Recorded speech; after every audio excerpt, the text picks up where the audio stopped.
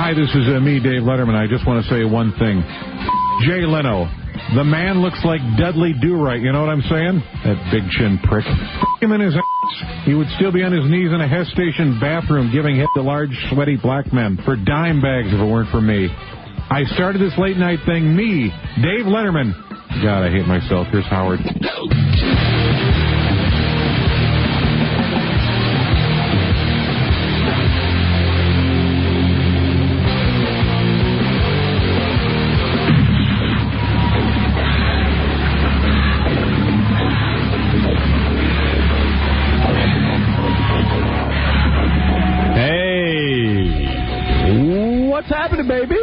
Hey, baby. Hey, we're back live, yes, after a big holiday weekend and week. Hey. We're back live. It's Tuesday. Hey. And don't ask me the date. It's Tuesday in September. That's all I know. That's all I want to know. Good morning, everybody. Welcome to the show. It's great to be here with you live. Hey, now. Man. Hey, now. Getting out of bed is rough. The thing I like about vacation is that... It's not fun when you have a thing like this. Right. Now you'll do this on a show and you'll all laugh and have a good time, but it's not fun, you know? The thing I like about vacation is you get to stay up late at night. Right. But for me, late at night is 11 o'clock. Yeah, you're not going to get past that anyway.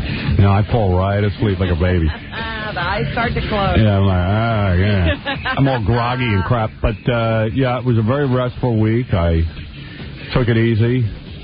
I mellowed out. I relaxed a little. How many ways are you going to say you slept? I know. Don't I look terrific? Do I look good or what? I can hardly see you. Yes. Well, that's why I look at... Thank you. Thank you, Gilbert. Yes. Sure. By the way, here today, Robin, in addition to me, you, and Fred, it's Craig Gass sitting in. Hello. It's great to see Craig Gass, who just blew his nose while I was eating breakfast, and I want to throw up. Ooh. If I throw up, you'll know. Good morning. Hey, everybody, I'm back. And a bunch of other things will be going on today. We got some hot lesbo stories from a Playboy playmate. Oh, really? Yeah, things like this to get the show going. Get you back to work. Get us back to work. In fact, while we were gone, I heard that the Canadian government is after us again. They say I'm disgusting and that the show is horrible. I don't have any articles. Maybe Gary has a few or someone could fax us. I did see a headline or something, but I didn't know. I don't even know where I was when I saw it. Could have been in Europe. Did you? Oh, you were in Europe. Yeah. Look at you. Oh, wow. I didn't know that. You know, I'm a world traveler. When did you go? When we were on vacation. No, but I mean, what day did you leave? I left on the Friday. Oh, no kidding. Where'd you go in Europe? I went to France and London. Wow. Where in France? Paris. Gay Paris. Yeah. And when did you get back? Thursday. Oh, that's a short visit. Well, you know, we have short vacations. Man, that's like a couple of days. And I like to reacclimate. Mm-hmm. You know, I think I read in the New York Times that there was a black person in Europe. That must have been you. There's plenty of black people. Are there really? I never see him. It was really funny because Mr. X, you know, when we're in London, he says, you know, I really can't get used to these black guys with these accents. Yeah, it's not fun.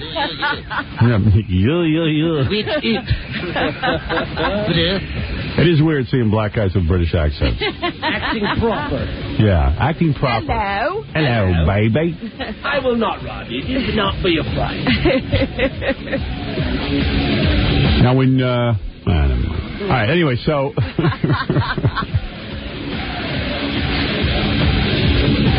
Where was I? I don't know. Oh, Where were all right. Yeah, so there was a thing in the newspaper while we were away that I would be a great boyfriend to Nicole Kidman. I saw that yesterday. Because I'm the right height. She's looking for a tall guy. She's going everywhere she can to diss Tom Cruise. The only reason she wants press. What is it? I mean, like she's a good-looking woman. She's certainly going to have no shortage of men. Why does this broad have to go around bad-mouthing Tom Cruise? I've always heard that in every divorce, one person wants it and another person doesn't. Yeah, well, that's probably true. So the person who doesn't then has to exact pain on the other person. Yeah. It's just like, grow up. How old are you? Isn't it embarrassing? I mean, you know, I'm embarrassed for her. You were married to this man. There must have been something good about him. You were trying to live the rest of your life with him. Yeah, how about saying, I had Tom Cruise, I lost him, every woman wants him, I lost him. I had him at his best. I'm completely, I'm completely distraught over it. But to sit there and goof on the dude's height, I mean, hey, you married him, That's stupid. Right. What were you thinking when you married him if he was too short? So now I got to go out with her. Well, you poor thing. Yeah. So now I got to sit with that mental case. You're going to have to help her get over Tom Cruise. Yeah. And after I bang her a few hundred times, she's going to go in the newspaper and say, I'm going back to short men. I hate tall men. I'm sick of these tall freaks with their big nose and flabby cellulite-ridden ass. I don't like wearing high heels. I want a short man. Speaking of cellulite-ridden ass, what? I was watching TV, and I said to myself, I haven't watched MTV in a long time, and I like MTV. I tune it in, and they're running a Fakakta special again. I guess they're getting ready for the MTV Music Awards. Yes, it's coming up this Thursday, isn't it? Yeah, Wednesday or Thursday. And what they do is they have a show they run every year where Joel Gallen talks about me being Fart Man. And then they interview me, and they show my ass from when I was Fart Man, and it's friggin' huge and gross. Well, this is why, people say that you should never do certain things. And this is why, because they'll come back to haunt you over and over and Well, yeah. I'm telling you, all of a sudden, I happen to tune, I haven't tuned to MTV in months, maybe a year. All of a sudden, I tune over, it's me, and all they talk about is Fart Man. Your giant... My giant ass. And my ass looks horrible. And, I want to say to people, my ass is in a lot better shape. It's not great, but it's in better shape than that now. It doesn't look like that. It doesn't. Nobody will believe it. I know. In fact, my girlfriend says the two questions she gets the most is his penis really that small? Number one. And they expect her to answer it? Yeah, I know. All right. Oh, goodness. And the other question is? The other question is, all right, the first question is his penis really small? And the second question is, I forgot the second question. I'm losing my mind. Man, there are two questions. You can never interrupt me when I'm in the middle of two questions. No, the first question is his penis that small? And the second question is, what were we just talking about? Yes. Yeah, the second question is from her friends. You really go out with Fart Man? He's so gross. His body is so gross. She goes, no, he's got a nice body. But nobody believes it. They've seen it. Yeah. You can't convince people after they've seen it. Well, I went to a gym, not my normal gym that I go to. I went to another gym because my gym was closed on Labor Day. So I went to go work out. And you see these guys. I can't figure out how they do it. They're these big, muscular guys. Either they're on steroids. They're muscular. Because I watch my weight. And I go to the gym, and I'm skinny. I'm a skinny guy. These guys are built. I don't know how they get all that muscle. They got to be doing something illegal. You think everybody who's got muscles was doing the juice? Something. It's not. I don't understand That's not right. It's not right. Where are my muscles? Yeah. I saw some girl walking around. I don't normally go to a big gym, When you go to these big gyms, girls wear outfits. They might as well be naked when they're working out. It's a show. There's about 25 guys in this gym. There was one girl wearing, she was dressed like Wonder Woman. She had little hot pants. Little stretchy hot pants that just covered her cooch barely. Oh, dear. The ass, you know what the cooch is. It's what I love between your legs. And then a short little bra top, like a running top. But I mean, the shortest, skimpiest thing. Girl looked great. And she's squatting on the squat rack with her legs spread. And every guy is staring. Yeah, how do you work out? Well, I didn't. I was smart about it. I just stood and stared. I just looked. I said, screw it. Break. Yeah. I wish I wore my codpiece. So, I mean, she was putting on quite a... And the girl walks around. She doesn't want to be bothered by anyone, but she does. She's not speaking. She's looking up in the air. The nose is up. Well, it was so weird because I'm walking through the gym, and I can't. There's so many floors to the gym, I couldn't find the weight room. You know what I mean? I couldn't find where the weights are. You're wandering. I'd never around. been there before. I didn't know.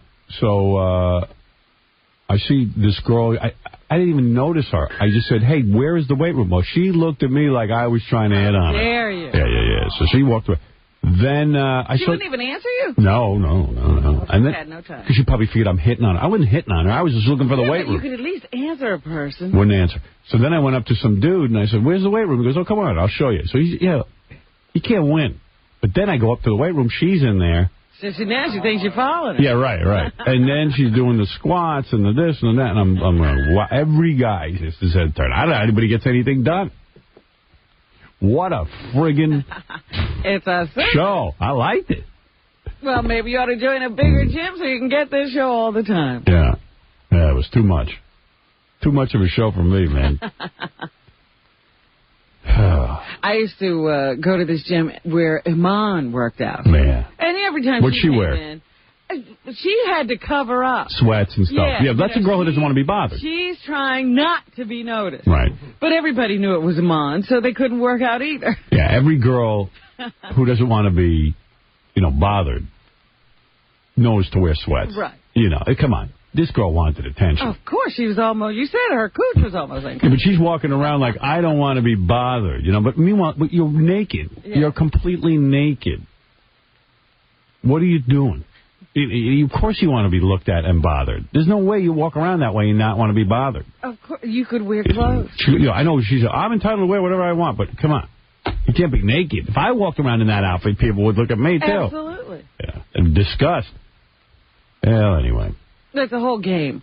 I don't want to be bothered, but I'm going to make sure everybody bothers me. So much crap happened while we were away. I want to talk about it, but I got to take a break, especially that I told you before we left that 14-year-old kid was 14. I think he's, I think Aaliyah is still older. I think he's 18. I honestly do. You know what? It's amazing that he had done this with his other son as well. He has two sons. Yeah. One's older. He had lied about his age. Really? At another time on another team. There's so many things that started to fall apart. Right. I mean, why would this guy want his son to be that noticed with all the stuff he's got going on? I know. They didn't send the kid to school for a year and a half. Yeah. They didn't send the kid to school. There's something wrong with his immigration papers. And his dad. Yeah. I mean, it was just like, why not shine a light on, every bad thing you've ever done? Carol, you're on the air. Hi, Howard. I just wanted to tell you that Robin's keeping a secret. She was on national television Saturday night. She was at the Open, the U.S. Open. Are you keeping a secret? It was a secret. I was on national TV. Yeah, that's some secret. Is that right? You went to the U.S. Open? Yes. Someone offered me some tickets to that, but I thought it was too much of a zoo. I would love to go see the U.S. Open. Too much of a zoo. That's the least of the zoos of all sports. Really? Yeah. I thought it was going to be... I just thought it was going to be like, like getting in and out of there is like a whole deal. Well, you don't get noticed the way I do. Well, yeah, but don't those tennis stars get in? Oh, but come on, they got a special way in. They don't let you get in a special way. No, they don't. Oh, come on. Nobody gives me a special way. They're afraid of you being near the tennis people. Well, Robin, you made a great comment about Crazy Cabby. I thought that was really funny. On national TV, you talked about Crazy Cabby? The guy who was interviewing me was a huge fan of the show. And he says, would Crazy Cabby like to see that guy take his shirt off? Oh, whoa. Wait a second. Let me understand something. What channel was this on? USA Network. Oh. And you were at the Open, and they said, oh, look who's in the audience, Robin Quivers. They flashed me up on the big screen and everything. Ma, look at you. Your triumphant moment. I'm the queen of tennis. Yeah. Who'd you go with, Mr. X? No. I went with some friends. And were they on TV, too, or just you? No, just me. Oh. Girls? Yeah. Your witch group? No, what witch group? Were they witches? They were with you? No, my next-door neighbor and her daughter. Was it Robin's secret? Was it witches? They were not witches. Was that your coven? A kid and her mother. I was, speaking of Robin, I was reading, I have like old New York magazines laying around and stuff. Yeah. I was reading one where they're talking about the Forum. Right. And you were interviewed in that. Yes, I'm everywhere. Yeah. That was a secret. Then I'm reading like, if you call the Forum a cult, they sue you. So I'm not calling them a cult. They do? I didn't know that. They've sued some people. Like, if you say something wrong, they'll sue you. I'm like, well, then what are you so uptight about? Yeah, what's the deal? I don't know. I read it. I don't. It was a very negative article. I know it was. I mean, it was like, anything by Werner Erhardt. Who's a Jew who changed his name. His name was like Joe Schwartz. Yeah, but Earhart, is that really hiding? Yeah, I guess. That's about as Anglo as you get, Earhart. I don't know. That always smacks to me of fake name. Yeah. Well, evidently it was the guy who started Est. Yeah. And then they morphed into this thing. And I read that. I ain't going on that. I know. You got to stay away. You're afraid. I am afraid. Be very afraid. It sounds like a lot of nonsense. According to the article. I know you like it, but sure. I ain't going. I always say, you can offer people heroin and they won't look at you with, they won't change their expression. They'll say no thank you or thank you. If you tell people you went to the Forum, they look at you like you're crazy. Believe me, what was the heroin safer? What match were you watching at the U.S. Open? I saw Jennifer Capriati. Oh. And then, I was watching that Saturday night a little bit. I was at a restaurant I was looking at on the TV. Mm-hmm. That was Saturday night. You watched Jennifer Capriati. Did she win? Yes. Did Pete Sampras win last night? Pete Sampras won, yes. And Patrick Rafter was there the night I watched, too. That's what they were saying. Would Cabby like to see that guy with his shirt off? And the guy comes up to you, because that's an inside reference. Oh, yeah. The guy comes up to you who's on national television. It's probably their biggest viewership all year. Right. And he says, Robin from the Howard Stern Show. Yeah, first he said, I can't imagine that anybody from your show is a tennis fan. That was insulting. I said, why? What would we be fans Satan? of? I mean, what is the big deal? Satan doesn't play tennis, so I got to watch these people. Yeah, so, anyway, I can't imagine. I asked you whether or not Howard ever went to the Open. I did. I've been to the Open. You have. Yeah, I've been to the Open. But, I was thinking of going. Well, it's even in a new place since the last time you were there. The stadium is just, the whole facility is beautiful, yeah. Yeah, I don't know. See, I have a whole thing, like, I remember going to the U.S. Open, and you walk in, and people mob you. You got to walk past a lot of people to get to where you're going. Yeah. It's a city. You probably go in where the people who don't need to be mobbed go in. Yeah. Well, yeah, like how does Trump and Regis and all those people? Well, I don't even think anybody's mob Regis. So then what I would do is... Trump even. Yeah, then what I do is I put my hair in a hat and I go in. No one recognizes me. Yeah. But the problem is, then you're on TV and you look like a douchebag when they figure out it's you and you're in your hat. So I don't know. And so I was thinking of going. Then I said, you know what? This is getting too much. I'm putting too much thought into this. If you don't enjoy tennis and just want to go, why go? No, I enjoy tennis. But if you don't enjoy tennis and just want to go, right? You really want to go. You hadn't thought of it. Yeah. Somebody offered you tickets. Right. Yeah, anyway, so I didn't go. I went on Sunday night, saw a couple of good matches, but I saw the Williams sisters played doubles. Mm-hmm. So everybody packed. They were in the smaller stadium, and it's just you sit wherever you can. So everybody's packed in there. I get my binoculars out. I look in the front row. Marion Barry sitting in the front row like he's the king of the court, man. Former mayor of Washington, D.C., crackhead. How do you get it? Sitting there going like, hey, nobody... He doesn't get mobbed when he goes in. Well, first of all, he's in the front row in like a special section, right? Oh, yeah, he's a VIP. And then he's a distinguished mayor. That's right. Didn't he just recently beat another rap? Yeah. Well, the weird thing is there's a lot more black people at tennis now that the Williams sisters play, especially when they play doubles. So... people were like goofing about Marion Barry being there, but nobody could talk too loud. And so the guy next to me did the guy from USA Today say, "Hey, Marion Barry, what do you think of Cabby with his shirt on?" I turned to my friend. I go, "Didn't they get him on camera buying crack from a whore?" Right. Yeah. Shouldn't he be ashamed? Front row. Yeah. How does he get front row tickets? He bought crack from a whore or something. And not too long ago, he had to settle a case where he was accused of flashing a woman in a men's room or something. But he's at the U.S. Open. Right up front. He should be in jail. Listen to what our boy Casey's up to. So Casey went to the U.S. Open. How do you get in with there? A bunch of listeners? It was part of a promotion. Oh, yeah, Tom asked me if I wanted to go. Right. Did you know that you can't yell and you can't talk and stuff like that? You got to be quiet. No, you should be able to do whatever you want in there. Yeah. You should be able to yell at the game. Dude. You should. Dude. A couple guys I was with. You were yelling? I was not yelling, but some of the guys I was with He's never doing it. Right. We're making fart noises when the people were serving. Yeah. So the old ladies that were in front of us kept looking around. They're eating wine and cheese and stuff like that. Right. And I heard them say, "They'll let anyone into this place." Uh-oh. Oh, it was great. And when they were serving, like that, like to make the noises. You know what? It was the best time ever. That's the way to see the game. Back again. And by the way, I normally would yell at you, but I'll tell you something. I'm glad you made noises during that game. I am so sick and tired of spoiled tennis players. Every other sport, the guys they have to deal with crowd noise. Basketball people are shaking their arms. Yeah, right. Boy, what are you telling me? In tennis, you can't play with some noise? Yeah, what makes them so special? Exactly. And golf. Yeah, golf. Everybody has to quiet down because this guy's going to try to hit this ball. You know what? Don't shush me. Let's see if this guy can. They can hit the ball with noise. How does Mark McGuire hit a 100-mile-an-hour fastball with flash balls, people screaming, and this guy can't hit a tennis ball? Because it's a goof. Yeah. It's a goof. It's They're a goof. just used to it. Everybody who goes should make noise, make fart noises, and drunk. grunts. We're drunk. We're betting on the games. Like I got wrapped for $5. Yeah, right. Ladies and gentlemen, sporting event. Pete Sampras is about to raise his racket. This is the winning point of the match. And he lips and...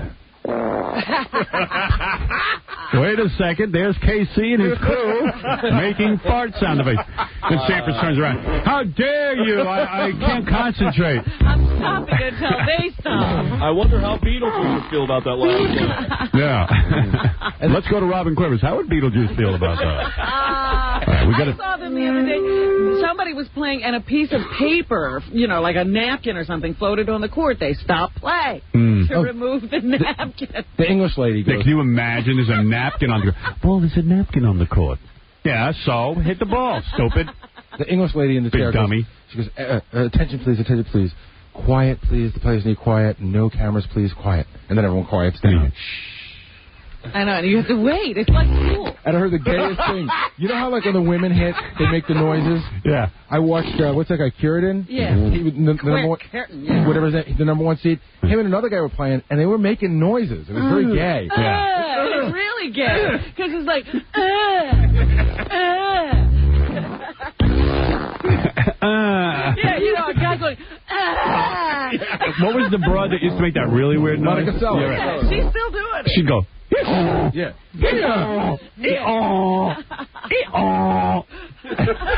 Imagine that broad in bed, big fat pig. I'll never be able to go back. Yeah, that's the noise she Shut up. And then they tried to tell her, you can't make that noise. It's disgusting. She couldn't play. It's her secret noise. It's her powerful noise. Even the other players were like, hey, come on, give us a break. She's disturbing us. We're telling the audience to be quiet. Meanwhile, she's like,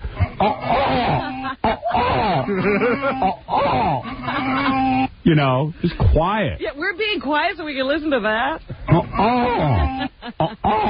now they are letting, the tennis crowd is getting a little different, because it used to be the most today crowd, they serve strawberries and cream. They're serving vegetables and crudités. Oh, really? It's like they're trying to class it up? Now, well, no, they always did this. Now it's getting to be hot dogs and sauerkraut. And there were two guys sitting in the audience when I went there with Hershey hats on. They had these big silver hats with the kiss thing coming out of the top. Like, things are changing. I tell you, I watched a women's match, and it was Martina Hingis playing. You know what? There's a lot of hot chicks that play tennis now, Howard. There's this girl, what's her name, Dokic? Yeah, or something like Elena that. Dokic. Really cute. Headlights on the whole match. Better looking than that other broad who's always showing her panties? Not as good as Anna Kournikova, but up there. And guys are like, oh, she's the one with the crazy father. I bet she'd be really easy to get. Nuts. Go ahead. I don't know your name, but go ahead. My name is Sean. No, you're not Danny Almonte. Yeah, Danny Almonte. Yeah, you can't even... Nobody in the network could tell that boy was older than 12 years old. Everybody knew. Nobody wanted to say anything. I said it right off. I said... I'm saying, like, Giuliani wasn't going to say anything. Right. They have to have it revealed first. Okay, number one, the kid was about 15 inches taller than all the other kids. Number two, he has a voice like he has a full-grown set of nuts and hair. Exactly. I mean, come on. I mean, we were the ones you were, before we left, you were saying the boy was shaving before he went out on the Shaving? field. This kid, he's paying child support. He's driving a cab on the side. The first time you mentioned He's got an ex-wife already. They interview him. They go, well, how do you like the game?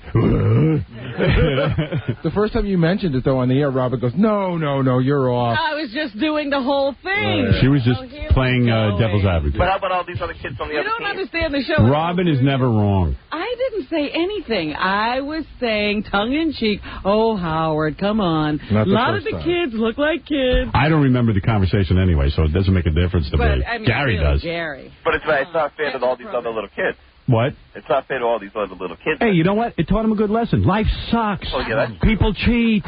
Get over it. Big people cheat. Parents are nuts. They are. They are. Parents are nuts. And I watched that game, and I remember that I wanted to root for those Paulino All-Stars. Why? Because, I felt like in the middle of the game, all of a sudden, I knew that kid was 14. I was pissed off. And did you notice his attitude during the game, too? The kid was like biting his nails. He was too good for the game. Oh, yeah. Yeah. He was bored. But one of the white moms gets up and goes, all we're hearing about, this is a woman from Ohio, all we're hearing about is these Paulino All-Stars and Amante, she couldn't get his name right. Yeah. Dan Amante. What about our boys? What about our boys, with these people? So I said, this ratty bitch, she's sitting there, putting down Amante. I was starting to root for him, but I knew that kid was 14. But my question is, isn't there a place for 14-year-olds to play? Yeah, it's called Major League. Come on. What's the matter? Come on. What, are you kidding me? Sure they do. All right, listen, I got to take a break. There's tons of people on the phone. I promise you, if you just hang in through the commercials, I'll get to all of you because we got so much to talk about. We'll be back right after these words. You're listening to a man with an ego bigger than Monica Lewinsky's ass and a nose to match. Howard Stern. Stay tuned. The Howard Stern Show continues after these on BCN. This is the Howard Stern Show. Whatever. We're sitting here today. Craig Gass is in. He's going to be at Madison Square Garden next Friday and Saturday, September 14th and 15th. That's a big deal. Yeah, me and Joe Rogan and Bobby Slayton. Wow, nice look at you. Lineup. Boy, things have changed around for you after being on the Howard Stern Show, and some people appreciate it, some people don't. Well, some people see, and some people don't. Some people are blind, and the other ones can see. Obviously, Craig is someone who can see. Clearly for Let's hope you never lose your sight. We know people who have. All right, anyway, let me just get to a couple more phone calls because I promised if people hung in there. Also, the Jerry Lewis telethon, which I completely forgot about, was on this weekend, and the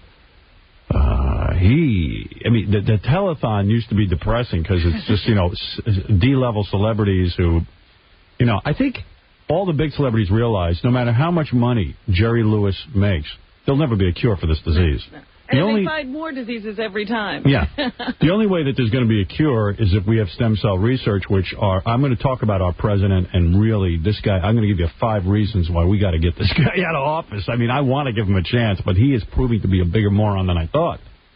I mean, it's just, he should just get, I think the Senate and the Congress are going to get together and try and override what he's done. Because he's such a mental case. I mean, people should be marching in the streets. Do you know, I read an article today that said because of the initial stem cell research that's going on, they've already invented a way to create blood. Mm-hmm. Now, think about it. There's always blood shortages. We will have all this clean blood. Yeah, and there's also contaminated blood. Right. Yeah. We will have clean blood. They've already figured this out. Our president wants to slow down stem cell research to the point where scientists are saying, listen, we don't even know what we're dealing with here. This guy's going to give us 60 strands. Did you also read that they said that the stuff that they have now is like contaminated with rat stuff? Yeah, they don't even know what they have. They need, when you're a scientist, you don't even know what you're looking for. When they were looking for a cure for polio, they didn't know they'd find it in mold. Yeah, and don't limit them. Don't limit scientists. If they got to chop up your grandma, let them. That's right. You know what I mean? If they need your finger, let them have it. Yeah. I mean, who cares? They're talking about regenerating people's spines who've been paralyzed. Right. And all of those people sitting on that telethon would be helped. Yeah. Oh, yeah. No more Jerry Lewis telethon. That's enough reason to have stem cell research. No more Jerry Lewis. Right.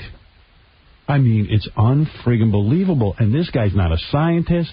Well, I looked into it. I made my decision, and I never changed my mind. That was scary. Let me remind you, he was a C student. Yeah. You don't want him looking into anything. Yeah. I mean, not to mention some other stuff that's been going on lately with our president. Besides the month-long vacation. The guy just got in office. When would you really notice that he's out of the White House? Excuse me. He's hardly ever there. Where did he go on vacation? Went to Texas. The Texans don't stay in Texas during the month of August. The month of August in Texas is so bad. It is so hot that it gets over about 120 degrees. He's got to go to Texas and chop wood. He doesn't notice the temperature. Every president since Abraham Lincoln has gone and chopped wood at their ranch to show that they're working class people. Right. He ain't chopping no frigging wood. Even his father knew to go to Maine. Yeah. But you don't stay in Texas in the month of August. I read the best. Lady Bird Johnson, okay, who is Miss Texas, okay? Right. She said she didn't know about this place he went to until he went there. Yeah. Well, let me tell you something. I was talking to a guy, staunch Republican. He's from Texas. I met him over the week, and he goes to me, this guy, he got out of Texas in the month of August. It's too goddamn hot. Awful. Yeah. But anyway, the stem cell research, people should be marching in the street. We would cure so many friggin' diseases. In fact, all those MDA people who were just at the telethon, they should be in the streets. How about that's what Jerry Lewis should be talking about. How about this scientist, one of the top American scientists, just moved to England because he can't take it. He says, I can't get anything done here anymore. He says, and this is just bowing to the religious right, the kook factor in the United States. And that is what people are going to do. They're going to go where they can actually work without their hands being tied. They're not going to stay here. And here was the guy who said that he was going to be inclusive and let everybody into government.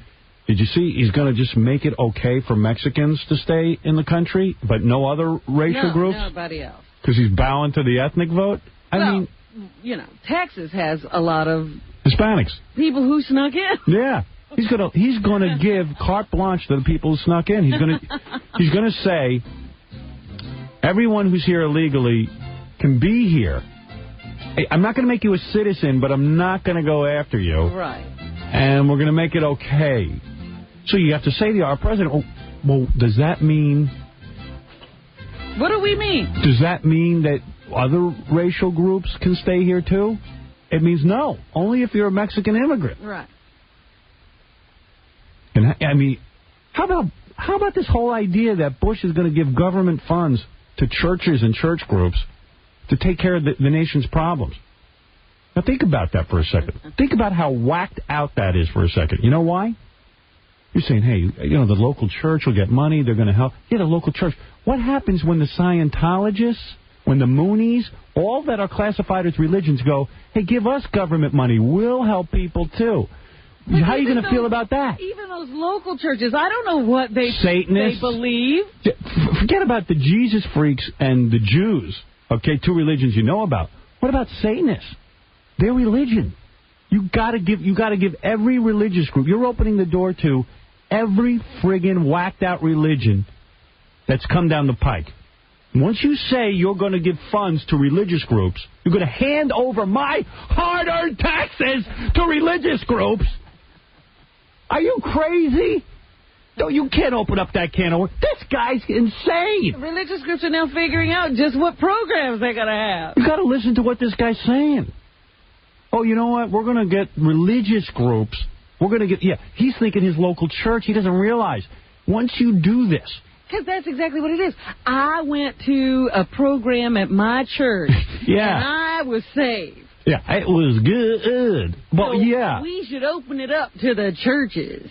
Oh, wait till you see everybody see the millions of federally funded dollars going to Scientology, going to Moonies. But he doesn't even realize there are other religions. No. That's how dumb. He just doesn't even understand what he's dealing with. It's a huge statement to say I'm going to give money to religious groups. It's it, because when I was over in Europe, I was talking to some people, and they were like, do you people actually like your president? No. You know, we didn't even vote for him. Are you, like, really stupid enough? No, but you tell him he lost the election. Well, that's what I said. I said he's running around acting like he got this incredible mandate. Yeah. He's acting as if he won a popular election. Yeah. I mean, the stem cell research thing, every scientist is screaming bloody murder. They're going, listen, this guy just doesn't even understand what he's dealing with. And you have to wonder, who did he talk to in the first place? Well, anyway. I want to support the dude. Believe me, I do. Well, he's the president. Yeah. You think our government's whacked out? And I could go into this for hours about what's going on. You know? I mean, don't even get me started. But in Europe, they hate him. And he goes over there. We don't even read half the stuff he says, because I guess they won't put it in our papers. They say he goes over there and makes stupider statements than you can believe. Mr. President, Lord Vishnu wants his funds. Who? Lord Vishnu. That ain't no religion, is it? No, you gave billions to the Catholic Church. You have to now give it to every church. Lord Vishnu, who's that? Excuse me, Mr. President, we're giving money to an 8-armed god. Yeah, right, an 8-armed god. I didn't know there was such a god with 8 arms. Yeah, stupid. Oh, Vezmir. We're doomed. Well, it's 4 years. He can't do so much damage, can he? Well, they're going to try and overturn the stem cell research. That's all I care about, because Jerry Lewis can raise $56 million all he wants, which was the amount of money he raised, something like that. But Jerry Lewis, man, he must be really ill, man. His head is the size of Jabba the Hutt. Yeah. Anybody tune this thing in? I thought I was watching the WB, and he was on Channel 9. I thought it was one of those things Buffy the Vampire slays. And it's a real scary telethon. You know how the telethon was always scary? Now it's so scary because Ed McMahon, I guess Ed's dieting, so he's all shriveled up and shrunk. He looks like a skeleton. And Jerry's shaking now, and big fat head and the turkey neck and the... I call it bullfrog neck because it's not even like hanging. It's big and, it looks like he's storing something in there. Well, squirrel nuts. But Jerry Lewis was holding up pretty good, you got to admit, for like a 70-year-old dude. He was looking pretty good for a while, but now it's pretty scary. It's happening. Yeah. I mean, then he sang the song at the end. I think, and how he starts crying during You'll Never Walk Alone? Well, I think he's crying for himself. I mean, honestly. Yeah, I don't think this has anything to do with kids. The guy's 100 years old. What a scary telethon. I'll give you a little of Jerry singing. Well, I was tempted to call in so they could find out what's wrong with Jerry. Yeah, Jerry's got an illness. I want to sing Your Kids Will Never Walk at All.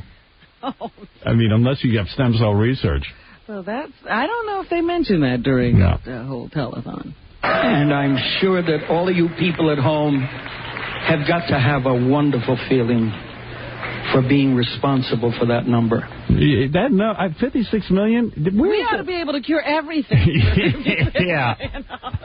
Give it to me. I'll find a cure. Thank you from the bottom of my heart. I thank you for being there and helping us do this.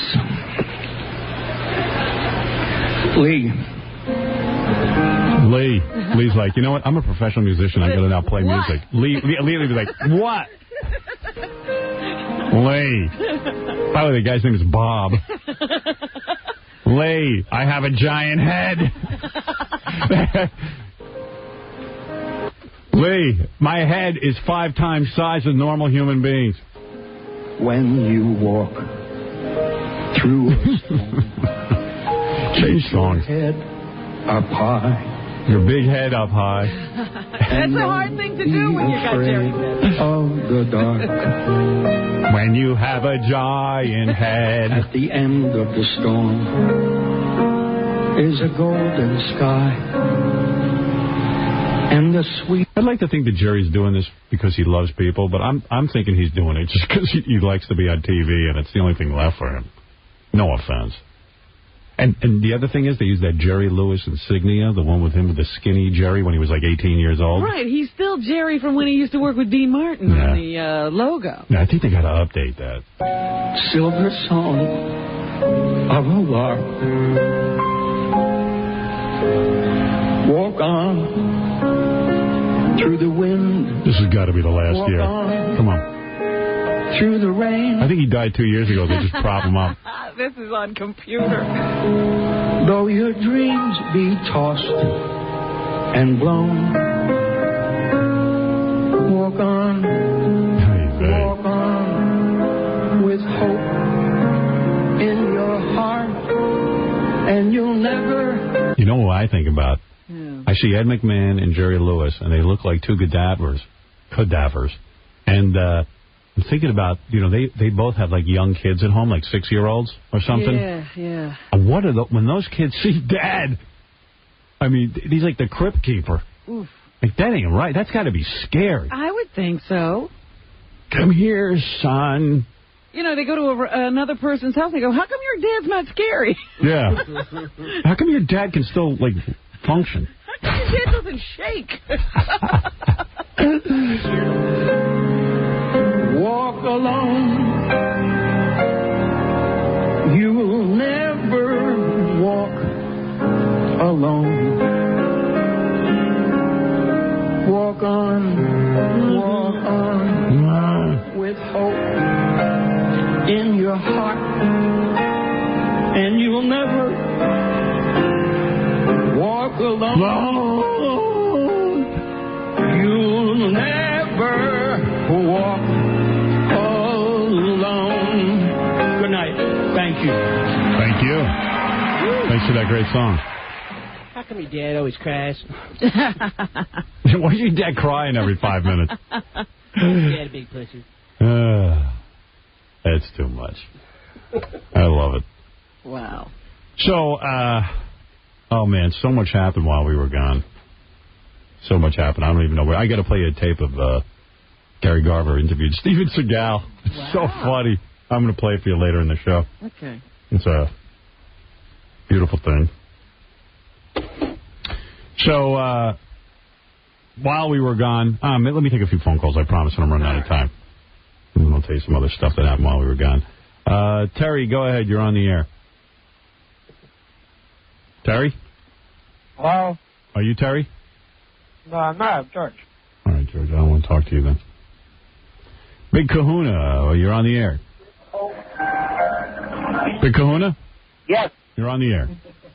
Good morning, Howard. Mega Dega. Okay, what can we do for you, Big Kahuna? We happened to see Baba Booey down in Atlantic City last Saturday. Yeah. Chomping on some shrimp. Oh, you're a lucky man.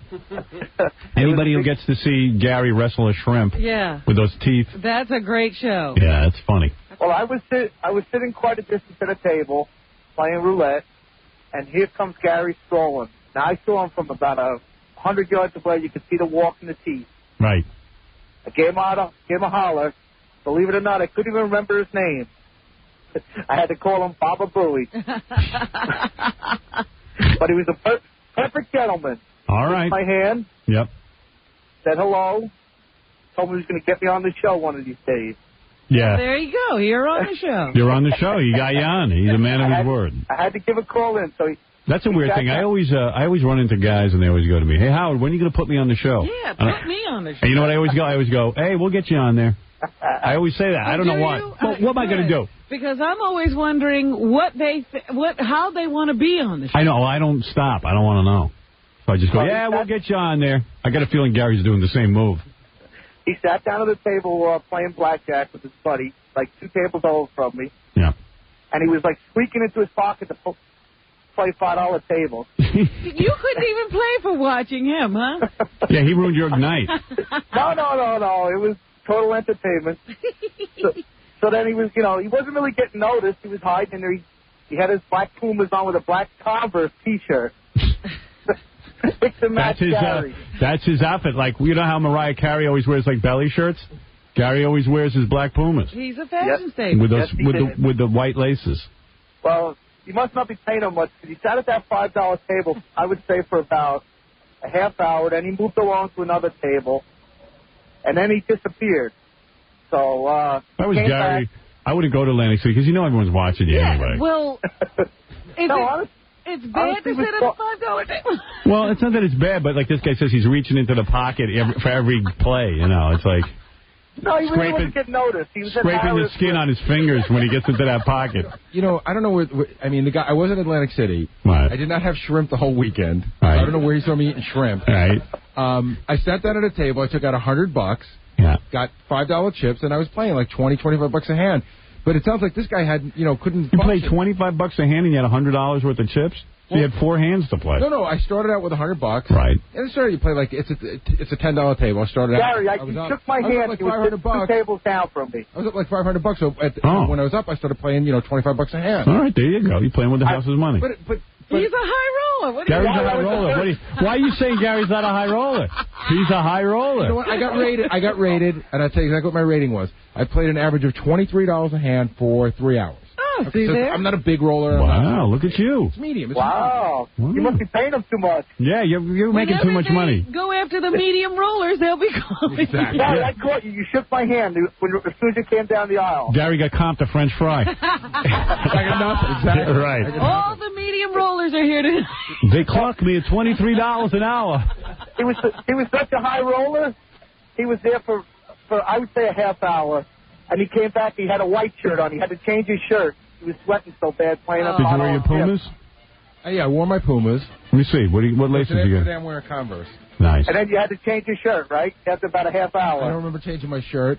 Probably did. You had a white shirt on at the end. And then, Howard, all I did was go to Atlantic City and sit at a blackjack table. I didn't bother anyone. All right. No, he was good. He was very good. Gary, I'm sticking up for you. All right, so there we go. But we did discover why everybody calls you Baba Booey. They can't remember your name. No, you know what? The thing that gets you crazy now is people like sitting down in Atlantic City and they snap their fingers. They go, hey, yo, come on over. Come over here. And I go, no. Right. Hey. I went out to, I was, over vacation, I went to a restaurant. To some dude sitting there, and I'm walking by, and he goes, Howard Stern. I go, oh, hi. I always say hi. Yeah. Guy goes, starts waving his finger, come over to the table. Here. I said, in a minute. I walk away, and I never went over there. I'm not going over there. Why do people do that? I don't know. You've got to come over to them. I didn't come out to go to your table, you wacko. Usually it's a really big fat guy, and I just think that they can't get up. Move. I think it's a big fat guy who wants to impress his girlfriend that he can get you to come over to the table. Hey, you're on the air. This is Big Dave. Hey, Howard, what's up, brother? We missed you, man. Hey, I got a C-note that friggin' old geezer Bob Hope ain't gonna live a week. By the way, while we were gone for the week, Bob Hope was checked into the hospital. I don't think he's ever going to die. No, he's coming out of the hospital. They said he was checked into the hospital because he had, like, pneumonia or some weird... He couldn't breathe, and I went, okay, he's going to go. Now it's finally time. Bob Hope's going to lay down and die. Then next day in the paper, they go, hey, he's fine. Yeah. He's being released. When you hear on the radio that his spirits are high and he has a good sense of humor, do you think that he's even talking? No. He's Bob Hope. He's 100 years old. Spirits are high. Spirits are high. His wife talking to him, the guy was shaking like a leaf. Spirits are high. Like Jerry Lewis's spirits are high. Well, you know when a showbiz guy is really down, he can't even dye his hair. Yeah. Bob Hope's hair is white. Yeah, he don't even care how he looks anymore. That's what you know. He doesn't even know how he looks. Like Jerry's head was 50 times the size it normally is on the telephone, but he's still dyeing the hair black. He's still got black hair. But Ed McMahon, he's gone. Now, Howard, let me ask you a question. Yeah. Do you want to live as long as humanly possible, no matter what? Or I'm starting to change my opinion on that. I look at guys like Bob Hope. It's like 4 good years and I'm gone. That's what always bothers me. When you wake up and you have to check your breathing.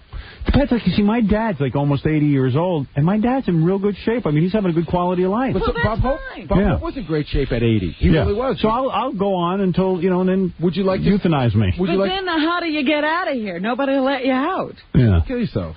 Kill yourself. Bob Hope doesn't have the energy for that anymore. Do you want to be 97? No, not live past 60. No. Are you kidding me? Nah, 60 you want to live past. Trust me, I'm 47. I'm starting to think 60 isn't that old. But wait a minute. What I'm 45. I feel like an old freaking geezer. All right. You're in bad shape. There's a guy, Thanks, there's Robin. like a 100-year-old guy who's a mayor of a town and gets up and runs around and does everything. Yeah, but you know what? The whole world's laughing at you. Yeah. And our country, we're one of the few countries where we goof on old people. We don't really respect old people. It's funny. Old people and retards we goof on. Right. In fact, even like I walk with my kids will go, old people are so cute. Oh, God. And I'm like, oh, Yeah, right. here we go. Like their pets. Yeah, like they're pets. And I go, that's disrespectful.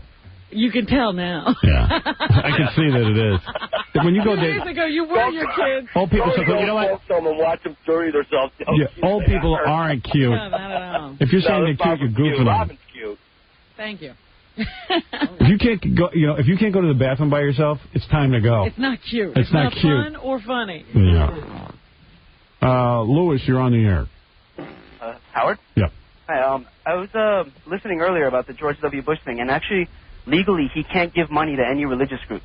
Well, that's what he wants to do, but he's so dumb he doesn't realize. They set up a whole office for them. Yeah, in fact, they hired a guy, a Democrat, actually, to put this together. It's an initiative, which is called,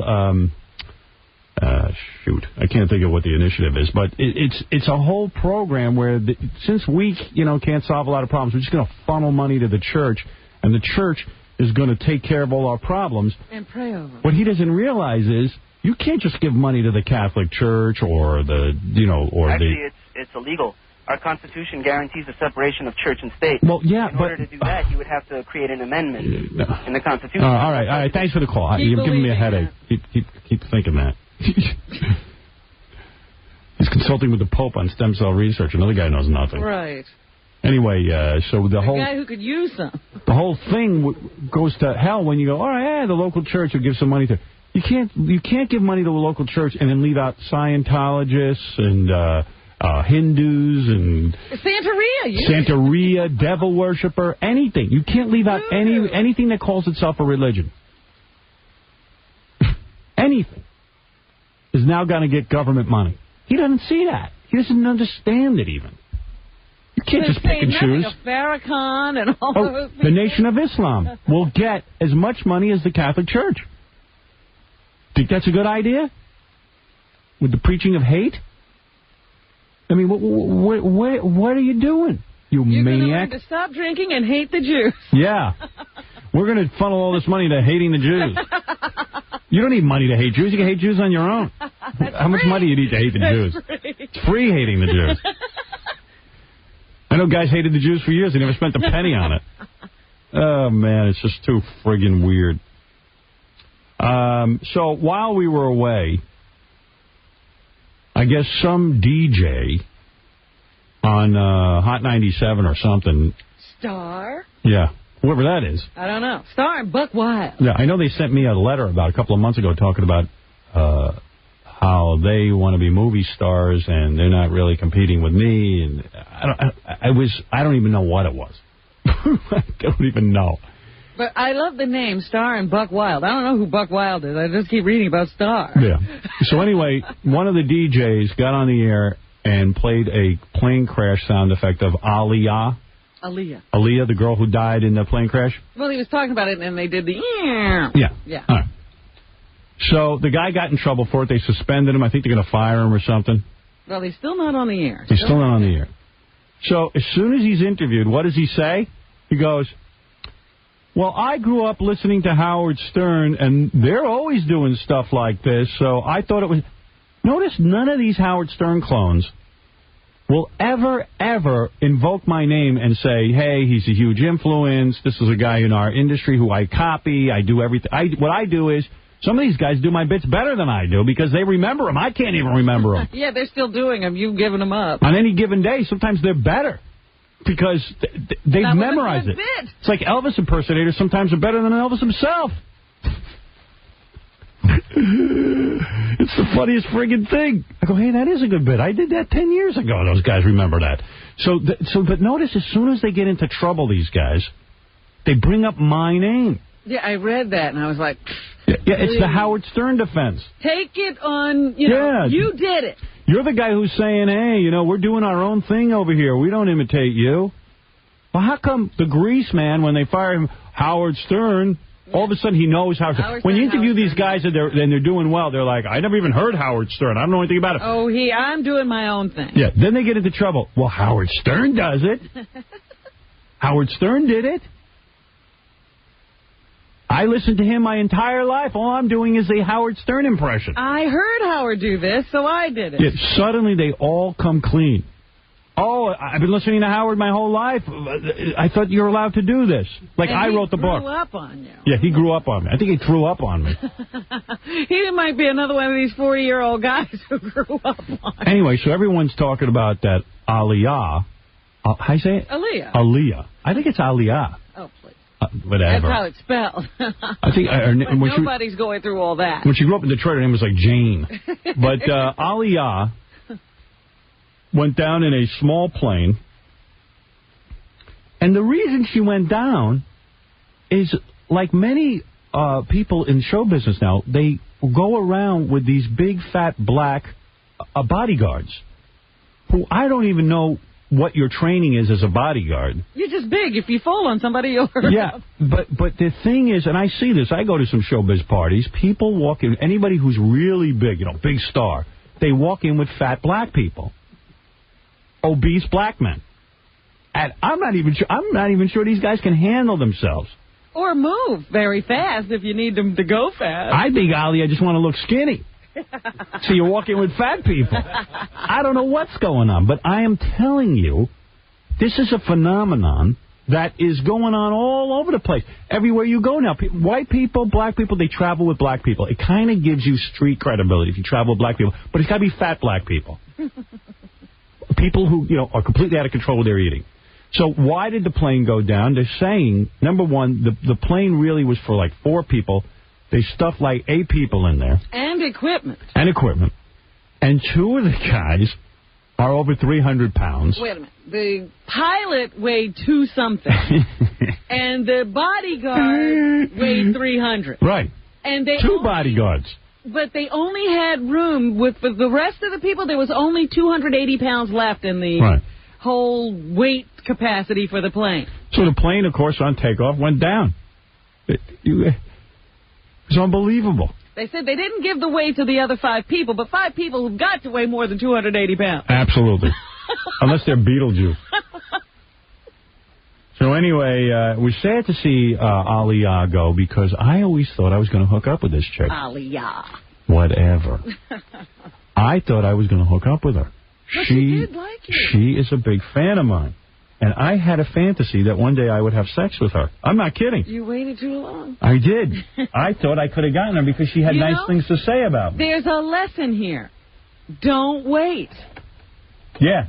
Go. As soon as a chick says she thinks you're nice, in my book, that means go out and have sex with her. Rape her. No, not rape her. Dude, where are you coming from? Hi. He finally chimes in. Don't. Now I got to do damage control. No, I'm not suggesting that. I'm saying, ask her out. I wonder what he's up to after blurting out a statement like that. At least do it in a funny voice. Yes, you did. Come on. All right, anyway, here's Gary Garver with Aaliyah with her last big interview. How you doing? What's your name? Aaliyah. Aaliyah? Yes. See, I'm right, Aaliyah. No, Aaliyah. No, she just said Aaliyah. You can't hear. She didn't say Aaliyah. What did she just say, Fred? Aaliyah. She said Aaliyah. Aaliyah. No. What's the hardest part about acting? The hardest part about acting, I think just becoming another person, coming out of yourself and being able to be someone that may not be you in your everyday life, Would you ever do full frontal nudity in a movie? Oh, wow. I don't know. Not really thinking about that right now. It would totally depend on the project if it was done tastefully. I don't think so, though, no. Would you ever get breast implants? No. Would you ever pose naked for Playboy? Oh, my God, these questions. I mean, yeah, they're totally out of bounds. I'm saying the purpose. I don't get it. Ball? Pardon? Would you ever date Howard Stern? Howard Stern, I think he's the bomb. Thanks a lot. And she had to die. That ain't right. She thought you were the bomb. I was going to go to that big funeral procession the black people were having for her. Oh, boy. That was something, huh? I'll tell you. Wow. You got to get now a horse-drawn carriage when you die. All of New York, the traffic was tied up because they had a funeral procession for Aaliyah, and some black dude goes, she's our Lady Di. Who, a Lady Di? They said to one of the guys on TV was going around interviewing people, said, don't you think that the funeral's a little bit gaudy? And they said, what'd that mean? No, they said, no, it's not. What? She's not a princess. She deserves a funeral just like anybody else. I'm thinking like JFK Jr. or his father didn't have that funeral. Yeah. I mean, the covered coach was a bit much, don't you think? Yeah. Well, but they said that when they found the bodies, it was a real mess. Oh, there was a plane crash. You saw the picture, right? They got a picture of the body? picture of the plane. Yeah, I saw the plane, and I saw that they said that she was curled up in a ball when they found her, man. And I was like, damn, she thought I was the bomb. God damn, why when a chick thinks I'm the bomb, they got to die? They die. It kills them, so don't think that. You know what, I'm not making a joke. I really thought one day I'd end up at some Hollywood fancy event, and Aaliyah would meet me and go, hey, I want to have sex with you. Your eyes would meet, and the music would start. But I'm busy with Nicole Kidman. Said in the New York Post I'm going to be dating Nicole Kidman because I'm tall. She's looking for a tall man. You qualify. Yeah. Boy, she's a bitch. Going around like, you know what? Hey, you know, Tom Cruise was short. I want to wear my heels. You know what? Then why'd you marry the guy? No wonder he left you. If you're harboring all those feelings. Boy, she's the bitter woman. And what's she got to be bitter about? She walked out of there with $110 million. He put her in movies. But we don't know how much she's getting yet. No, she's personally worth $110 million after being married to him. She might have to split that with him if he's got the right look. Robin, after $50 million, how much more do you need? I mean, what could you be spending it on? Who knows? Oh, my God, there's upkeep there. You know, Lady Di didn't get that much money. From Prince Charles. From Prince Charles. And he owns a country. Right. She got to keep that name. She got to be Lady Di. Well, my husband wasn't there for me. It wasn't there for you. The guy made you $110 million. That's called being there. I would let my husband go and not be there for me if he was bringing home that kind of bacon. Please. I always thought that was like a marriage of convenience. She, I guess, apparently really loved him. Yeah, it was convenient. It was very convenient for her. Yeah, so it said in the paper that now that she's looking for a tall man, either she should date me, which I don't want her.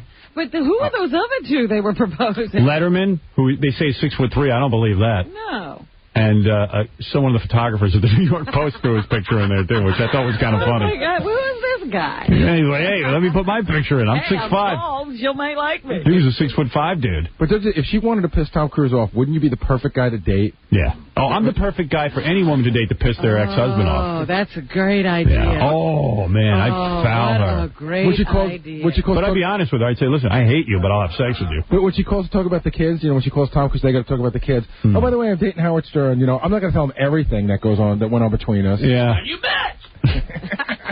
Because I want to be Connor and Isabel's stepdad. You know what? Right. Something's wrong with the New York Post when I know Connor and Isabel are the names of Tom Cruise's kids. Something's wrong with you. How do you know? I want to know how you know it's pronounced Isabel. Isabel. Not Isabel? I know everything. See, I mean, I don't know this. I made that up. Connor and Isabel. Meanwhile, Connor's black. I'd have a black stepchild. Would you be all right? Come here, boy. I've got to take you. I've got to teach you how to be black. I'd be the best guy for her to go out with because I get on the phone to Tom Cruise. Hey, Connor, come here, boy. Hey, Tom, I'm here with your son, your black son. Get on over here, boy. Can you imagine anything the boy did now? He'd believe you were responsible. Yeah, like if the kid did anything weird. Yeah, right. Howard Stern would be a bad influence. He'd be back in court. I'll teach you how to act proper. Over here, boy. Get over here. Now lay at my feet. Come here and warm my cities. Get rid of my rheumatiz. Throw my rheumatiz out through your body. No, but wouldn't that be great? I get on the phone. Hey, Tom, how you doing, pal? Right. Just you answering the phone when he calls. Oh, it would piss him off. Piss him off. Great. Oh, you want to see who? Isabel or Connor? Connor, get that Afro pick out of your head and let's get going. Tom needs to see you. Your pops. Your pops is coming. We're busy this weekend. Maybe you could see him in a month or so. You know what? Nicole and I are probably going to take the kids somewhere, so. You can't have them this weekend. Yeah. Teaching the boy to act white. Tom, we're going to take the kids to Harlem. We want to teach them their black roots this weekend. All right, so maybe next weekend you can have them. We're inviting over the Wu-Tang Clan. Yeah, I'm taking them to a Wu-Tang Clan concert. ODB in the house. Ay vey. I'd be a great date for Nicole Kidman. Absolutely. If she really is that upset with him, she should consider it. Any broad whose husband just left you? If you have money. If you have money, date me. Who could she date to piss him off more? I can't think of anybody else. No, I'd be the perfect I think Satan would be the only Satan himself. Tom, the kids are over at the Spielbergs. They can't see you right now. Come on over here. I'll take a look at you. I'll hang out with you. Right after I finish. Kids, your Scientology dad is on the phone. Hey, kids. Hey, Connor, Isabel, come here. I got to tell you what a dope your father is. I got to tell you what a retard he is. He's a big movie star, but he's dumb as a wall. Hey, don't talk bad about my daddy.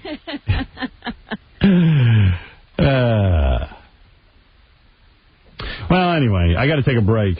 It's just waxing poetic. I was thinking about the telethon when I was watching it. I was thinking about, gee, now that Jerry Lewis's head is the size of a watermelon, which B or C level celebrity will take over the telethon? Because he's going to hang on for maybe another year or two.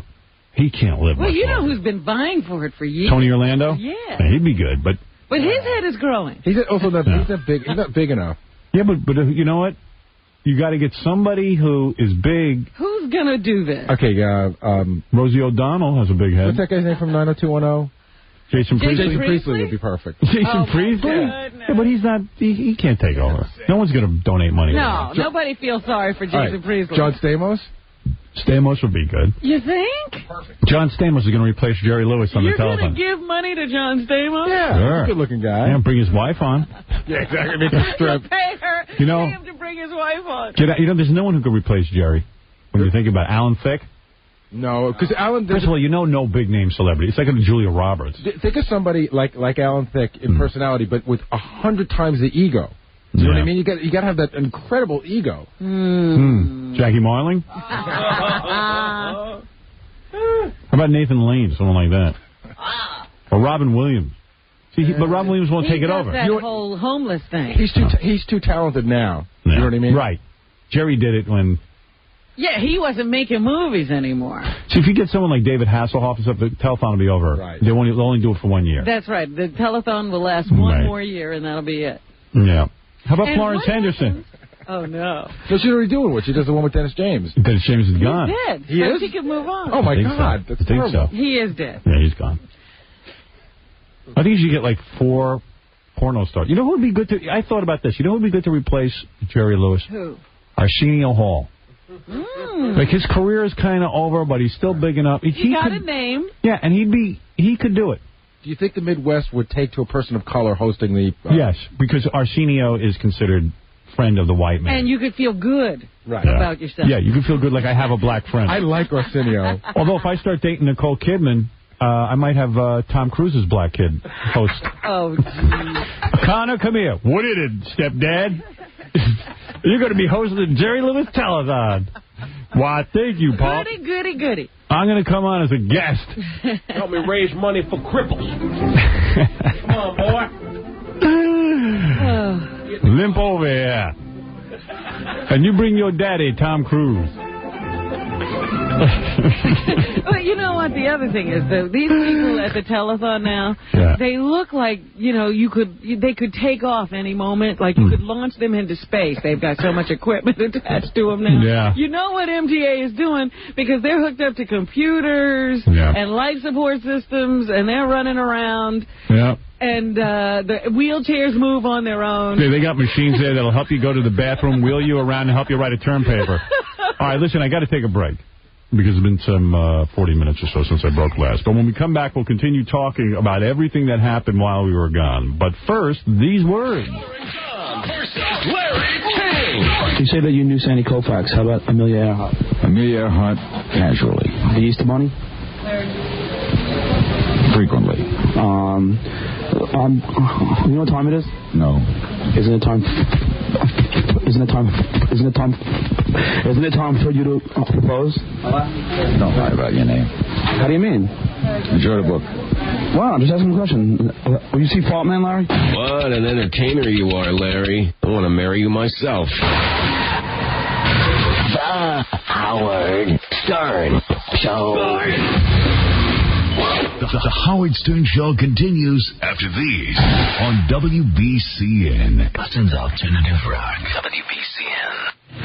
Feared by the FCC. Hated by tight-assed conservatives. And now, adored by single women. Everywhere. Howard Stern. Yeah.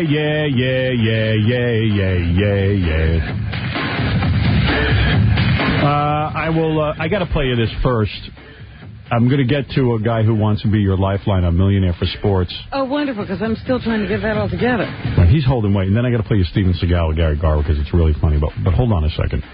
Hey, Trent. Yo. Let's do this quick. I'll ask you a couple questions. Let me see how you do. Is this the sports guy? Sports guy. All right. Robin's going to be on Celebrity Millionaire. When are you taping that? This weekend. Will you have Beetlejuice behind you? No. Oh, come on. What happened? I can't be responsible for You won't be responsible. He'll sit in a chair. I will. I'll be bringing him. I saw his performance in Bubble Boy. Beetlejuice needs help. No. All you got to do is tell him to sit there. He'll sit there. Well, when you go on the show, you... why are you being like that? Not me. He'll make you look good. It's not me. You'll look terrific. Yeah, right. You'll look so pretty with Beetlejuice's head behind you. I'm looking to win $1 million. Who's going to sit behind you then? I have no idea. Maybe no one. Put a cardboard cutout of me. It's like when Aaliyah has a big black bodyguard. You want to have a little tiny guy, makes you look great. That's my bodyguard, Reed. Tiny head. Come on. I'll put Beetlejuice in the chair. Talk to me about you this. do Millionaire, you do I'm not going to do Millionaire. Well, then it's never going to happen. You're killing me. I either want the Beetlejuice or the Siamese twins attached at the head. Well, that I do. You would? Yeah. You will put them in the chair? I'll put them in the chair. Gary, call the Siamese twins attached at the head. Reba? Yeah, Reba. Right, you know. I like that you know their names. Budding music career there. So, one of you likes bowling, right? Who's your lifeline? I mean, who's your friend, Robin? That's Reba and Shmeba. Reba and Biba. Oh, I have two friends, Reach, but only one chair. Oh, you'll bring them. Okay, that's good. How about Bigfoot? Would you bring him? Sure. Yeah, you got to have somebody funny sit behind you.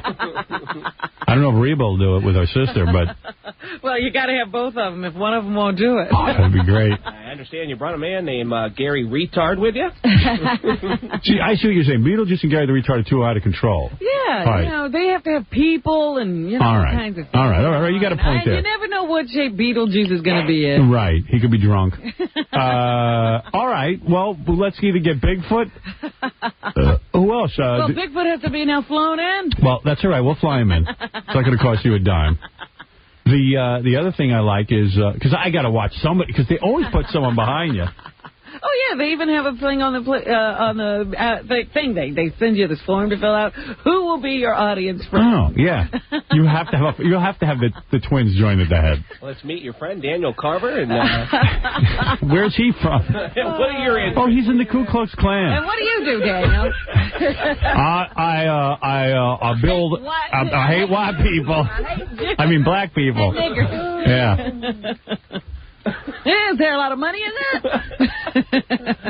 Oh, you hate black people. That's great. Oh, where's the guy? Hey, Trent. Hey, that dude hung up on me. This was my sports connection? Oh, dude. He was not for real. Trent, you're hurting me. What happened? I had him right on the line. John's calling him back. Somebody tell me what to do here. Do I move on or what? No, John's calling him right back this second, Howard. I don't see him doing that. Well, why did he hang up? He's got him. All right. The guy hung up. I mean, what kind of lifeline is that? Yeah, I can't trust him. All right, here we go. I hate that when they do this to me. I'm an entertainer, for Christ's sake. Line 9. Line 9. Trent. Yes, sir. What kind of lifeline are you if you hang up?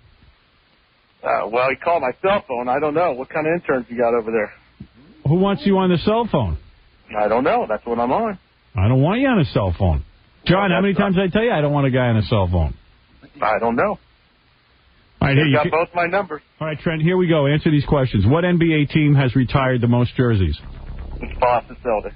Right, Boston Celtics. Oh, he's insulted by your question. No, not at all. What team lost to the Green Bay Packers in Super Bowl II? 2. Kansas City Chiefs? Wrong, Oakland Raiders. No. Who was the first tennis player to win the Grand Slam in 1 year? First? Ooh. Rod Laver. Don Budge. No. What Major League Baseball pitcher was the first to win the Cy Young Award and not play in the World Series in the same season? Babe Ruth? Don Drysdale. Well, you're striking out. I'll give you one more. What NFL player holds the record for postseason passing yardage in a single game? NFL player in a single game. Right. Postseason passing yardage. Whatever that means. That would have to be a quarterback. You want to say Joe Montana, but that can't be right. I'll say Joe Montana. How about Steve Young? Yep, there you go, 49er. What NBA player is the all-time playoff points leader with 5,987 points? Playoff. Oh, man, these are not easy. Jerry West. Michael Jordan. Yeah. Horrible. Yeah, everybody we find is horrible. The other guys were better than me. I tell you what. Hey, thanks anyway, Trent. You got it. We ain't using you. Hey, high pitch Eric claims he's brilliant at sports. Get out. Bring him in real quick. He couldn't be brilliant at anything. I'll find you. Howard, it's not sports. He's brilliant at everything, he says. Well, let's see how he does in sports.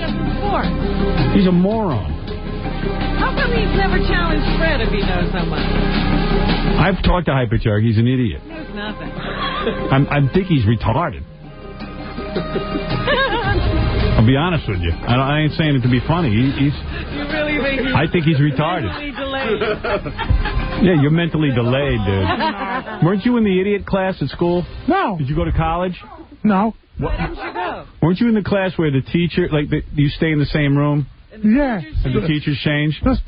Yeah. Special ed? Yeah. You're an idiot. There's nothing to be ashamed of that. You have to be ashamed, but you're not bright. Why You really think you know something? All right, here you go, high pitch. Since you're here, what Major League Baseball player holds the all-time World Series record for stolen bases? Stole 14 stolen bases in 21 games. I know that. No, I'm a genius. Oh, why are we? You don't want to hear his guess. I don't even think he knows it. He doesn't even know any baseball players. Ricky Henderson. Lou Brock. Did you know that? No. What NBA team was the first to have two players score 2,000 or more points in the same season? Boston Celtics. Los Angeles Lakers. What Who would that be? Kareem and Magic? Beats me. What Major League Baseball team was formerly known as the Seattle Pilots? Seattle Mariners. What? The Seattle Mariners? No. No, the Milwaukee Brewers. At least he knew something. Dude, you're retarded. You don't know any of this stuff. Why are you wasting my time? Why did you think? You're asking him the wrong questions. Who's got a better ass, Alex Rodriguez or Derek Jeter? No, you know what? You're right. Derek Jeter. I am asking the wrong questions. All right, here's some questions you might have an easier time with. Okay. Which of the following is an actual name of a brand of toothpaste, since you don't use any? I do. Razors, Sugar Smacks, Dingleberries, Crest. Crest. Okay. Oh, now you're impressing me. What are the names of the two young children you mutilated and buried in your backyard? Billy and Sally, Ricky and Tina, Lil Roger and Lil Susie, Penelope and Raul. Steve, Penelope and Raul? Oh, repeat that question again. Repeat the question. I buried him in a sandbox. What qualities do women find most attractive in you? A, your bleeding gums. B, your stomach that protrudes 3 feet from your body. C, your high-pitched voice. D, your constantly sweaty hands. My constantly sweating hands. Right. Eric, how often do you brush your teeth? A, once a day just before your visit to the police precinct so the police can enjoy your fresh minty breath. B, once a year on Easter in honor of the crucifixion of Jesus Christ. C, once a month before you visit the whorehouse. D, never, in hopes that your teeth will fall out and you can one day become a bigger star as Beetlejuice. All right. He's stumped. All right. What soccer team leads the all-time World Cup ranking with 287 points in 132 matches? The Metro All-Stars? Germany. Okay. All right. You know nothing. Hey, Thank you. Yeah. You know what? I was talking to him on the phone. He said he's also an expert in TV shows and in weather. Give me those. In weather? And also food, too, like Twinkies, Suzy Q's. I've never heard of a category like food. that. That's a chemical food. What was the name of Ross's monkey on Friends? A monkey. I never watched Friends. Oh, he's an expert on TV. You gotta ask me about shows that I watch. Oh, I see. Marcel was the name of the monkey. Okay. Who is the host of the show? Whose line is it anyway? That's an easy one. Bill Maher? Oh, my goodness. Drew Carey. Okay. You're an idiot. Which popular teenage show features the characters Pacey and Joey?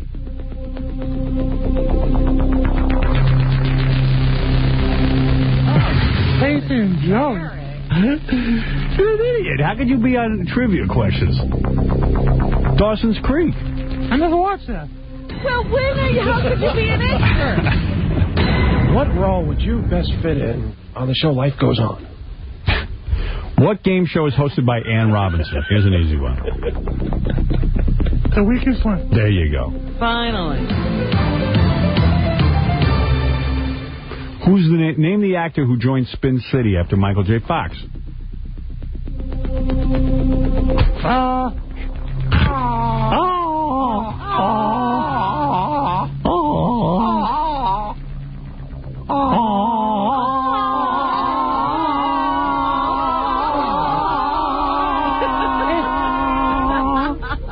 It's not Matthew Perry, is it? No, it's not. No.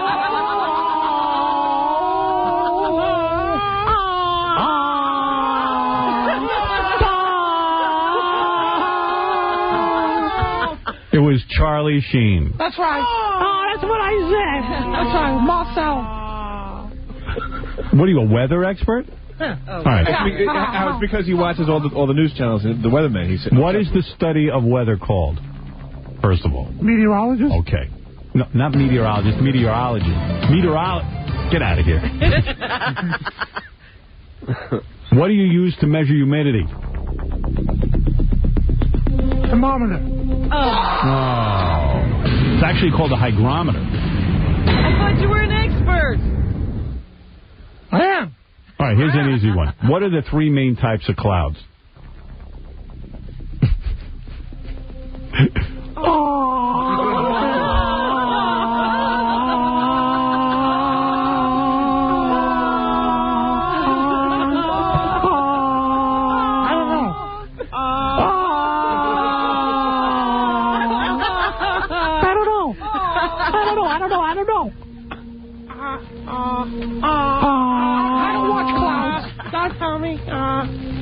You know, I killed my special ed teacher after he made fun of me. There's nothing to be embarrassed about. The answer is Big clouds, little clouds, and medium clouds. Well, the ones that look like animals. Well, the clouds are white, puffy, and they're big, too. Big. stratus, White. stratus, cumulus, and cirrus. Oh, that can't be right. That's not right.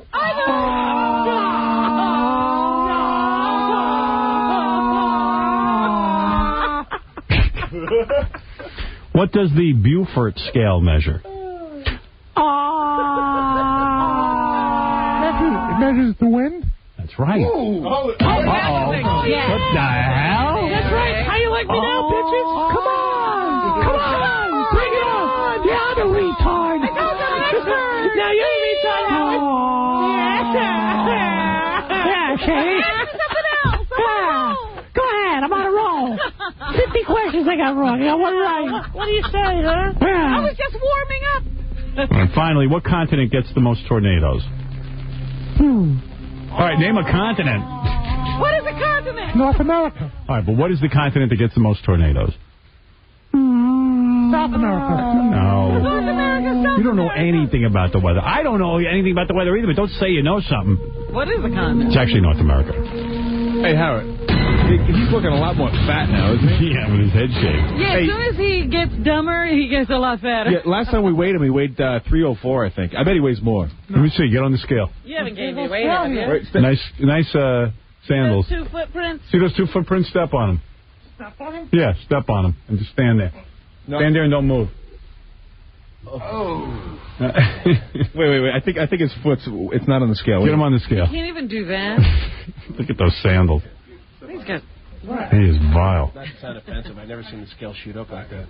He broke it, probably. He's 304. He's still 304, Casey. Eric, I thought you said you were on a diet. I thought you said you lost some weight. I am on a diet. But he came in, he was all proud. He said he lost weight. I lost 5 pounds.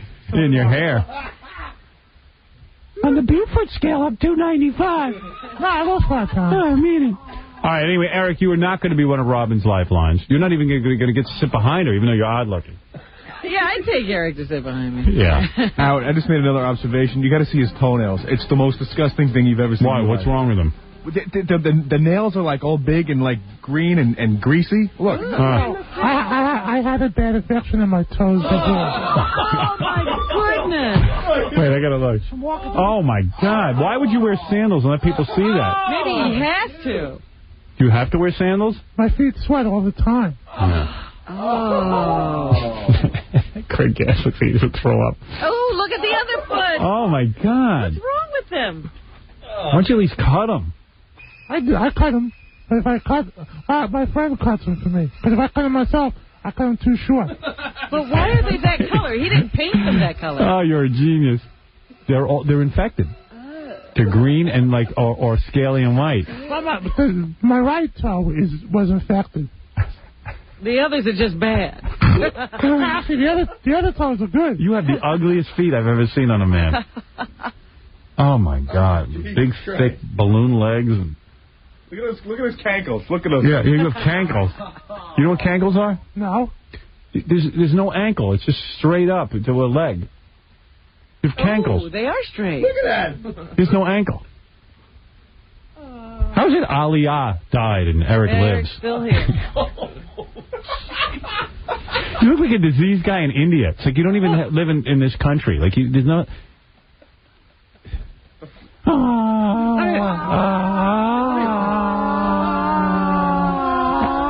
I did a show with Craig Gass. When was the last you got to get out of here. I'm in the middle of so many good topics. You're slowing the whole show. That was a good show we did together. All right. Thank you, High Pitch Eric. You will not be Robin's lifeline. You did not pass the test. Okay. But thank you for trying and wasting our time. All right.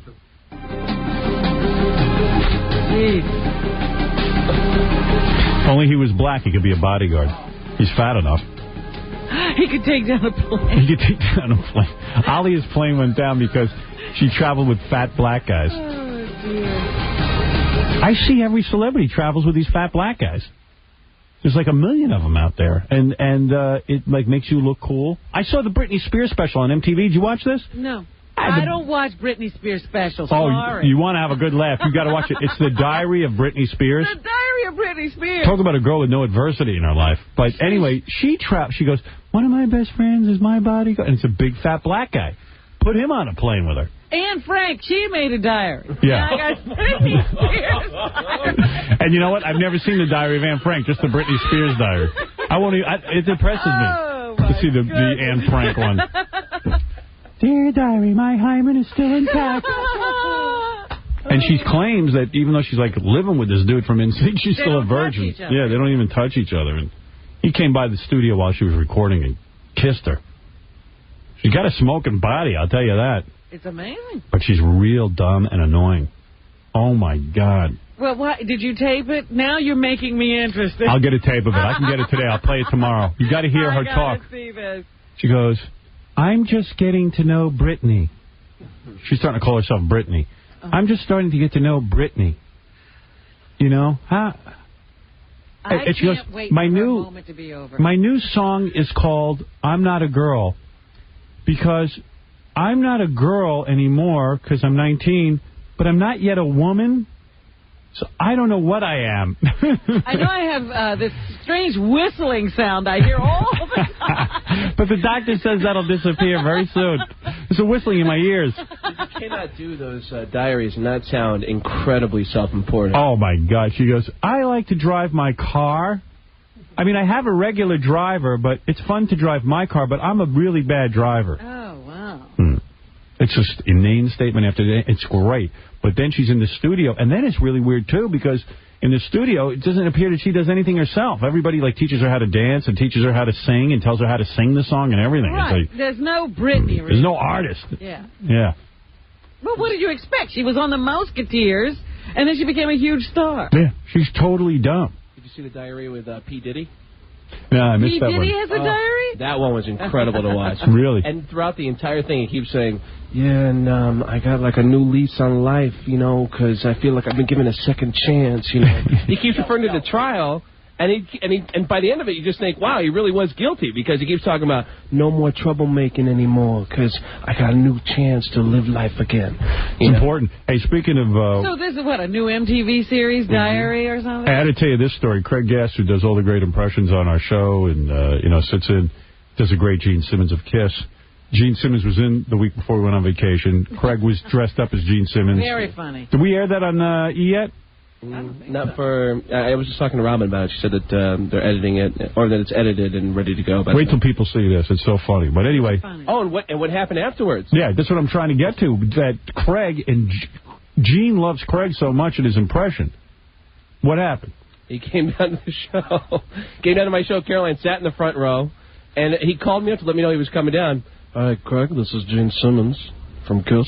I want to let you know that I'm coming down to the show. You can feel free to dress up as your favorite rock star if you'd like. Shows up in the front row. I do the show. I make fun of Kiss for a half hour in the middle of it. He loves it. Afterwards, he sends a girl to my dressing room to ask me if I want to come out to a strip club with him. Wow. So they go to a strip club. What club did you go to? We went to the VIP club. All right. Why don't you go to Score It? And I'd never been to any strip club in New York. It was Gene's night. He takes him where he wants to go. So Gene takes Craig with him now. Now Gene's like going to... See, Gene's smart. He's going to be so friendly to Craig. Craig won't be funny anymore. Right, he won't be able to say well, that's just it. We're not actually having any conversation. I'm just sitting with my two friends, and he's got a couple girls with him, and he's to watch a rock star. I mean, to talk about it is one thing, but actually to see girls react to a rock star, it's like some kind of magic power. I know. Gene sat down and like girls were all over him, crawling all over. And like, do you get that at all? You know what? When he was in here, I know we didn't tell anybody, but he was trying to pull my shirt off. That's right. And so I forget who was in here that day, but he said to me, I think it was Bob, and he said to me, "Did you feel it? Did you?" I said, "What are you talking about?" He said, the it that people talk about with these guys. Did you feel like a presence? Were you like into him? I was like, ick. No. I feel ick. I didn't see you get caught up in any presence. I saw it at that strip club. Every girl in that strip club kept coming over to him. There was a girl who was celebrating a bachelorette party. You could tell because she had like a big condom on her head. Penises in her hair. Yeah. And she came over to Gene, and he wasn't playing anybody. He just sat there and let all these girls crawl over him. The girl who was having the bachelorette party, one of her girlfriends tried to intervene because she thought, oh, my God, this guy's on my friend. And then when she found out that it was Gene Simmons, she let him go. Over Gene. Really? And what do? You just sit there like a I just sit there and I listen to him like every other girl. I hear my name come up, and he goes, do you ever listen to the Howard Stern show? Do you listen to Howard Stern?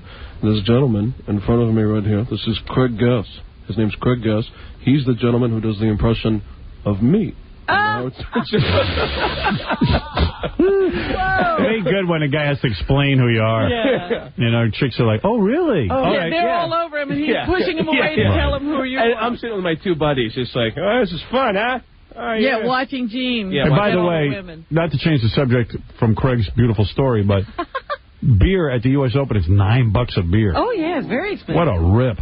I mean, come on. That's the way Kiss does it. How do you think they make money? That's right. Kiss beer. $9. $15. $15 a beer. You should be so lucky. I gotta pay those tennis players. What do they charge for a hot dog over there? Dude, I don't know what Robin was finding. I couldn't find the hot dogs. I got this one thing. It was like chicken, so I was like, I'll get it. Turned out it was some crap with, like, black beans in it and, like, all this fancy crap that I never ate. Yeah. Like, where's the dogs, Right. Question Jean-Claude Van Damme. A lot of times you say, he's not for real. Right. He's a gymnast. Show me some awards he won. Even Jackie Chan, nobody's real clear. All right. He was he grew up in an opera company. Yeah. He's a friggin' ballet dancer. And sometimes stuntman. So anyway... The only funny thing you ever hear about Steven Seagal is A, that he can't act, and B, that he's... I love Steven Seagal movies. He can't even fight. And the other thing is that Jamie Presley came in here and said she did a movie with him where he came in and grabbed her boobs. We've heard that a couple of times. Yeah. So anyway, we asked him about that. Steven, how you doing, man? How's it going? How do you choose the films that you do?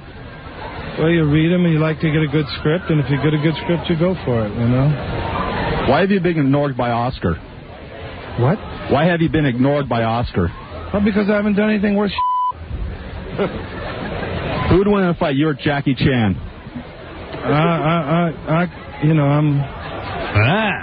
Hesitating. He doesn't know if he could beat Jackie Chan. You asked that question to Chuck Norris, goes, I'll kick Jackie Chan's ass with one hand tied behind my back. Oh, goodness. My daddy once said, you never know till you try. You should ask Jackie that. I don't really care. Could you beat up a shark if it attacked you? Probably not. How about a bear? Probably not. Tiger? Probably not. Are you Jewish heritage with the name Seagal? No. What do you think of the Jews? Well, I think like any other religion, some of the greatest people in the world, and then there are those who aren't, just like any other religion. Why do so many actors insist on trying to sing when they can't? And by the way, he has a band. Oh, my God. Oh! Probably because they're idiots. Have you been accused by... I don't know why, man. I don't know. I don't know. Have you ever been accused by a co-star of sexual harassment? Who is this guy? Who are you? I'm with Infinity Broadcasting. Okay, let me just ask somebody why you're even here. Okay? Thanks a lot, Steven. For what? For the interview. What kind of bullshit is this, man? With the Howard Stern Show. Oh, no wonder. What does that mean? No, whoa, I'm so bad? What the hell does that mean? That's funny. How great is that?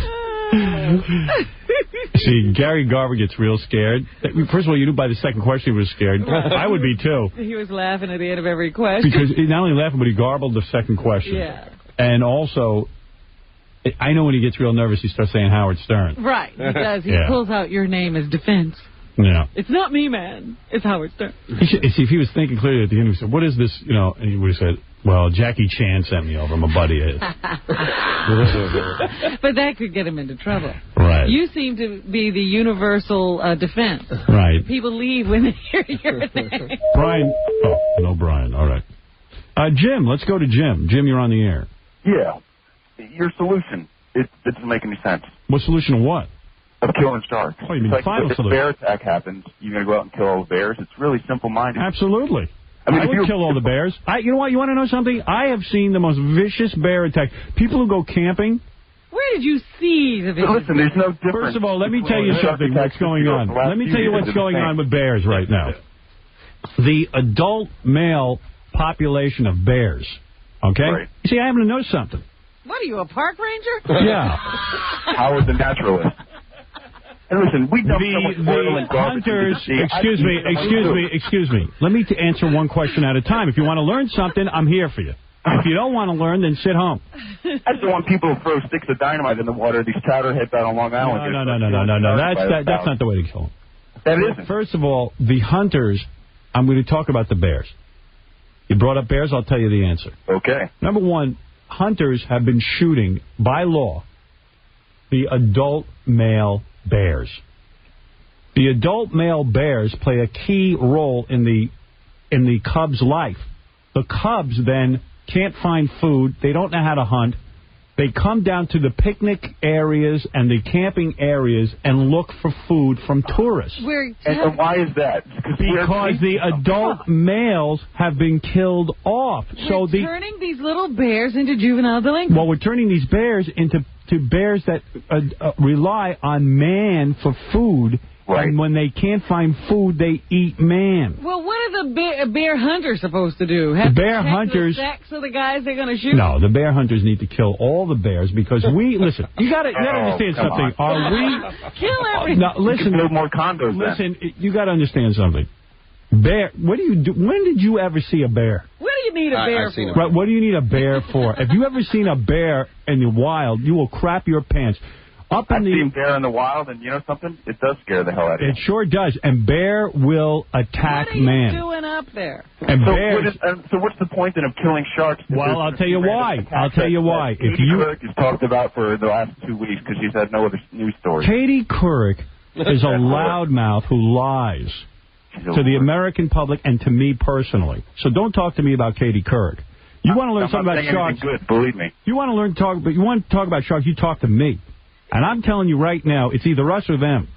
Oh, come on. It is absolutely true. That's simple-minded. Well, I'll tell you what. I'll tell you what. Then you go in the ocean where these people are being eaten and tell me how you feel when your foot is missing. You know something? If I dumped oil and our garbage into someone's backyard, expect them to do it. Oh, stop it with the oil. Let me tell you something. The amount of times we've dropped oil into the ocean are very few. Yeah. Sometimes there are accidents. It's part of an industrial society. You want to go back to cave times? It's time to wise up. Get rid of the bears. Get rid of the sharks. And get rid of all these predators like crocodiles. When's the last time you went in the ocean? And get rid of conservationists who are getting rid of us. When's the last time you went in the ocean? Want to know? Yeah. Christmas. Christmas and this summer. And you were probably disgusted because of the slimy residue. No, I wasn't. I enjoyed it very much, except for the fact that I had to look out for sharks. I would love to swim in waters. You're a victim of the media. I'm not a victim of any media. I'm telling you that 2 people just died and another woman lost her foot this weekend. What are you talking about? Get out of your mind. tens of millions of people go in the water and one You're a crackpot. Big deal. I hope when you lose your foot, you're not going to care about tens of millions of people. Kill all the sharks. Kill all of them, right? Kill all the sharks and bears. Well, why is it that a tiger has to die if he kills a man? Don't even... No. Tigers are in Africa. Who cares? No, but they kill them. They're going to be in the zoo in a cage anyway, but they kill them as soon as they attack a human being. Of course. The West Nile virus kills like 2 people, and they're dropping, Why don't we let the mosquitoes live, sir? According to your logic. Listen, if we lived in a society... Well, he's against that. Everyone looks at these Winnie the Pooh commercials. You know what? I have nothing against a stuffed bear. You want a toy bear? That's fine. There's nothing wrong with that. And people say, well, our children will never see a bear. No. You know what? My children are never going to see a bear anyway. Where are they going to see a bear? And what does it do for them? Nothing. First of all, if you knew anything about bears, polar bears actually are predators of mankind. Predators. They will hunt. Doing it in the polar bear's backyard. They will hunt men. You should get eaten. The reason we don't care is because it's up in Alaska. Forget it. I'm not going to talk to you. You're an idiot. Doesn't it affect the ecosystem if you start... No. The ecosystem's already been affected. Nothing wrong. We totally mangled the ecosystem. Let's say you lose sharks, all right? So you know what it'll be? An abundance of fish. There'll be less predators on the fish. Abundance of fish means what? More seafood, cheaper prices. We are the ecosystem. We have adjusted the ecosystem to fit ourselves. If you were worried about the ecosystem, you wouldn't even build a condominium. There would be no factories, no buildings, no nothing. That's all. Come on, this is a silly discussion. Everyone agrees with me. Andrew, you're on the air. Howard? Yeah. Hey, how you doing? I take a common sense approach to life. It's either us or them. Yeah, go ahead. Say something intelligent. I wanted to give you a little correction on that one. You guys are talking about the bears? What do you want to know about it? No, I want to tell you something, all right? The male bear has nothing to do with raising the kids. The male bear... The male bear is the one that brings home the bacon. I thought it was the female. No, it is, but the male bears are killed, and the cubs, you talk about ecosystem be affected, the adult males, and by the way, adult females, are being killed as well. Yeah, they kill anything big. So the younger bears are on their own, and they're coming down looking for food. They don't know to stay away from man. Right. And the problem is we're feeding them. Yes. But what I'm trying to say to you is the adult males have nothing to do with it, though. They have something to do with it. They have to do with the raising of... No way. You don't know what you're talking about. Sir, please, I'm an expert on everything. Where did you learn all this stuff? That's what I want to know. I'm pretty shocked. Because I study the world. I study. I read. My goodness, what subject can we bring up that you do know? Bring it up. I was walking down 57th Street and all right. Somebody got attacked by a flying bear. Chauncey, you're on the air. Hey, Howard. You're out of your mind. I have swam with sharks. I have scuba dived and I've petted sharks. You have swam with sharks. And this is the guy going to debate me. I have swam with sharks. Howard, listen. You went swimming with sharks. I swim with sharks. Howard, listen. Anything you read on the front page of the paper... I'm not talking about the front page of the paper. I'm telling you... If it was never reported... Chauncey, you went swimming with sharks that are overly fed. Stop acting like you're some sort of brave individual. In the middle of the ocean, I don't know what they eat. When you go in the ocean, a family goes in the ocean, and they're in wading water where it is literally less than knee length, and people are getting eaten by sharks, what do you think's going on? People are getting eaten by sharks. How many people... The conservationists are saving the sharks. There are bigger schools of sharks. Sharks must be destroyed. Are you afraid to fly? Of course I take a risk. Is flying safe? Flying is safe under certain conditions, but there's always a risk. You got to weigh the risks. Well, it's a risk of living. When you get up in the morning, there's a risk. I can control the sharks. I can control them. I have the power to kill all of them. No, you have the power not to go in the water. No, I'm not going to stay out of the water. Why should I? Let them stay out of the water. You honestly, Howard, you honestly have a fear that when you go into the ocean, you're going to get bitten by a shark. Yes, I do. Who doesn't? And who doesn't? Howard, I have been at the bottom of the ocean. Well, how do you respond to the fact... Out? Why did they let you... Chauncey, how do you respond to the fact that people are losing their lives on a daily basis? How people are getting bitten by dogs with rabies and No, they're not. Come on. Petting a dog. Shark attacks are up. It's because the conservationists are allowing more sharks to live. They're not up. They're down. Chauncey, I'll show you. I think you do. You think you do. I do, and I do find you funny. And I mean, I listen to you every single Well, morning. then why do you argue that I'm a comedian? If you I didn't argue. You said, oh, you're a comedian. Well, I didn't exactly say it that way. You know, according to Jerry Lewis, no women are funny. Did you know Jerry Lewis made that statement? No, what he said was... What did he say? I don't know the full actual quote. Oh, No. he The reason said I don't he know does- the full quote is because it was cut. He said women are not funny. He says, I They can't never think. made me laugh. I can't think of a female comedian that made me laugh. Of this era. That's what he said. Of this his era is All right. pretty long. Yeah, I mean, the guy's been alive 100 years. I mean, that's a pretty long era. True enough. So what do you think of that? Why don't you call him and get off my phone? Loudmouth, Yenta. Well, anyway. Kill the sharks. We're going to take a break. When we come back, a woman named Lori Wallace will walk in here probably in skimpy attire. I'll describe to you what she looks like, and then she will go into a hot lesbian story. How do you know she volunteered this information? Yes. She says she's had like 30 or 40 lesbian experiences, and the hottest one she ever had she wants to tell us. And that's why she's on the show today. That's it.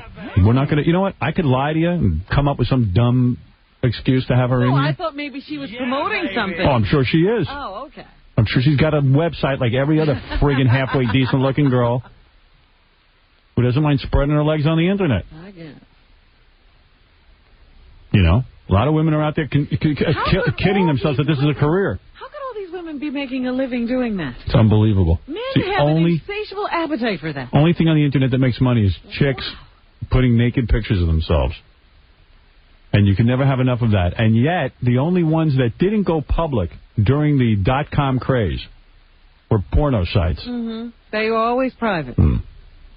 We'll find out where she stands on killing the sharks also. We'll be back right after these words. Listen to the rantings of two show business pinheads, Rosie O'Donnell and Charles Grodin. I think there's a difference between what Hume Cronin said about your performance and what Howard Stern and Imus do. I think theirs is hateful, mean-spirited, sort of ignorance fueled by arrogance, and together that becomes lethal. As opposed to his sort of looking at your performance and saying, you know, that young kid could use a little help in this area is very different than what they do. You know, this idea that somebody called up this explosion in Oklahoma City and said, you know, Howard Stern, something about to promote a book, it just shows you what it's getting to. And I agree that there's a level of tact and decorum that's not about being politically correct, it's about being human, that they cross on a daily basis. So I'm with you. I will never do their show just because I don't want to be a party to it. Spiritually, it's damaging. Ends another episode of the Fatso and Baldy Show. The Howard Stern Show. We'll have more of the Howard Stern Show in a moment. On WBCN. This is WBCN. Millions have listened to and enjoyed the great... Then you'd be a star. You bet. King Norris, your band would be huge. I was just on... Did you read King Norris's... bio? Yeah. I was just on the King Norris website. I didn't realize there was one. I had such fun trying to find Fred's number. Fred's band. KingNorris.com. Pictures of Fred.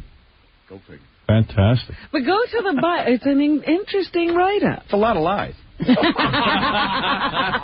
But it's good. It sounds great. That's what the idea is supposed to be. You're supposed to lie. I can't even read it. Oh, it's too small. Fred Norris, who can be heard daily on broadcast of the Howard Stern Show. I haven't heard from him in months. Trust me, I'm here. Has an on-air edge style that is key to the electric tour de force known as the King Norris Band. Did you know that? No. Now you do. His credits include writing and performing with rock greats such as Leslie West, Roger Daltrey, Ray Davies, and Ozzy Osbourne. Wow. As the frontman for the group, he handles lead vocals and guitar responsibilities. He's backed by Frank Fallon. Frank Fallon? Yeah. Isn't he a sales guy? Used to be. Yeah. What is he now? A bum. Self-employed. A bum. Oh, no. He's self-employed, really? Self-employed, yeah. What does he do? I'm not exactly sure what he does. See, that's Fred. He could be in a band with a guy and not even know what he does. But I think he's absolutely But right he's about not Frank. He's not in the radio business anymore. Nobody knows what Frank does. Somehow he makes a living. But wouldn't Fred talk to him about it? No. He teaches drums. Oh, he does? Yeah. Oh, you do know? Yeah. Then why wouldn't you say... What? He does that among other things. It's All not right. his single occupation. Okay. Oh, I can't talk to you about anything. Okay. All right. Anyway, let me move on. But it's just fascinating. I didn't know Fred had done all that stuff. He's worked with all those people. There you go. All right, so much to talk about. That's a good song. Is that a big hit song? Better than Ezra? Sure. I like it. Extraordinary. That's good. By the way, the #1 song in the country? What is that? Yeah, I'll give you. Want me just... Give me the top 5. I need to know. Let Me Blow Your Mind. No. That's number 5. I thought you were actually saying, let me blow your mind. Blue Cantrell is number 4. Number 3 is Janet Jackson, who continues to have hit after hit, which really must piss off Michael Jackson. And she's the one Jackson who won't be at that big concert. Because she actually has a career and doesn't want to be tainted by her brother's lunacy. Number 2 is Alicia Keys, Falling, who I watched a bio of on MTV. She's like a black chick, but then like she starts showing pictures of her mom. Her mom's white. I don't know why I'm so fascinated by that. I know, you are. I love that. I was like, oh, you see? She has a white mother. What does that mean? I don't know. It means something to me. I'm not sure what it means. And the number 1 song is Jennifer Lopez. All women. The song that has the N-word in it. But they don't play the one with the N-word because she's Puerto Rican and she's not allowed to say it.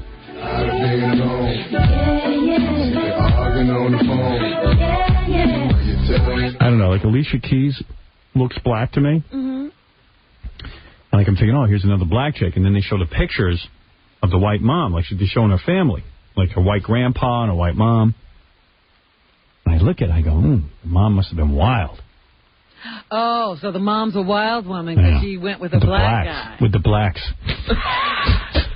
Yeah, just. Oh, what is it? Like, what? I'm well, you asked me. No, I'm just saying that's wow. She's wild. No. And then I also think. What are black people? No, black people are great. And then. Sure, so it's wild if you go with one. Well, back then, it was looked at differently. Back then, how old's the girl? The mom needed, like, black penis. Oh, my God. And then... Maybe she just fell in love with a black man. Your mama was a crazy bitch.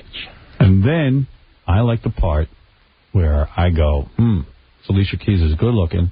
She's probably amenable to dating white guys. Because her mom is a white guy. She might date me. Right. Then I'm like, banging her. See, there are certain black chicks who will never be with a white guy. Like who? All right, Janet Jackson.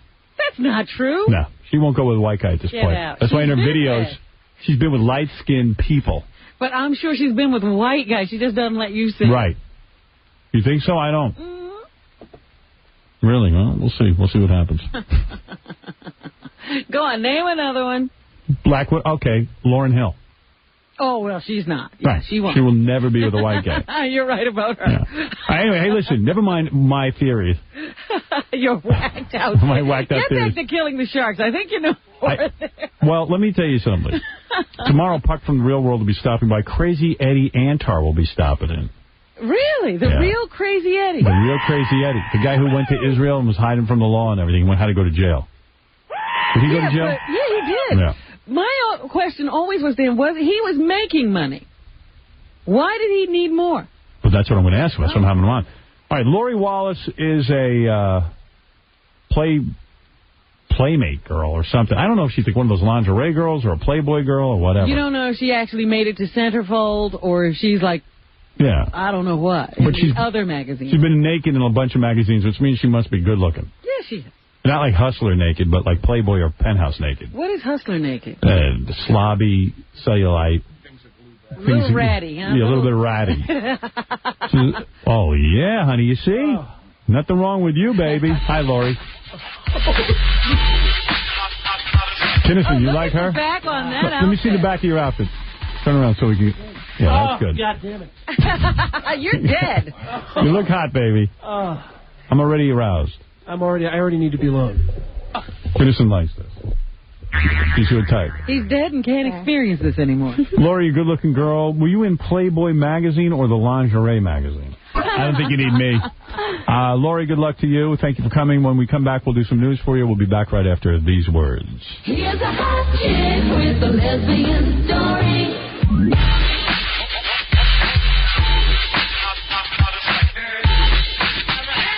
We'll have more of the Howard Stern Show in a moment. On WBCN. WBCN. Mariah Carey is out of the clinic. Yes, and she left me a message, and I can't figure out what she means. Howard, lick my... I'm thinking it's some sort of code. The new WBCN. To a man who is more groundbreaking than Jackie Robinson, Howard Stern.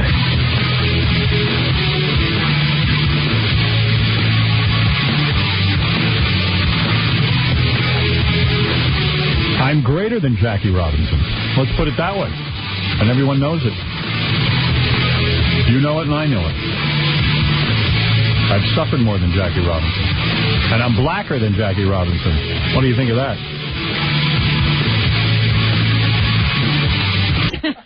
His mouth smells like coffee. When I kiss him, it's gross. Well, you should tell him the story.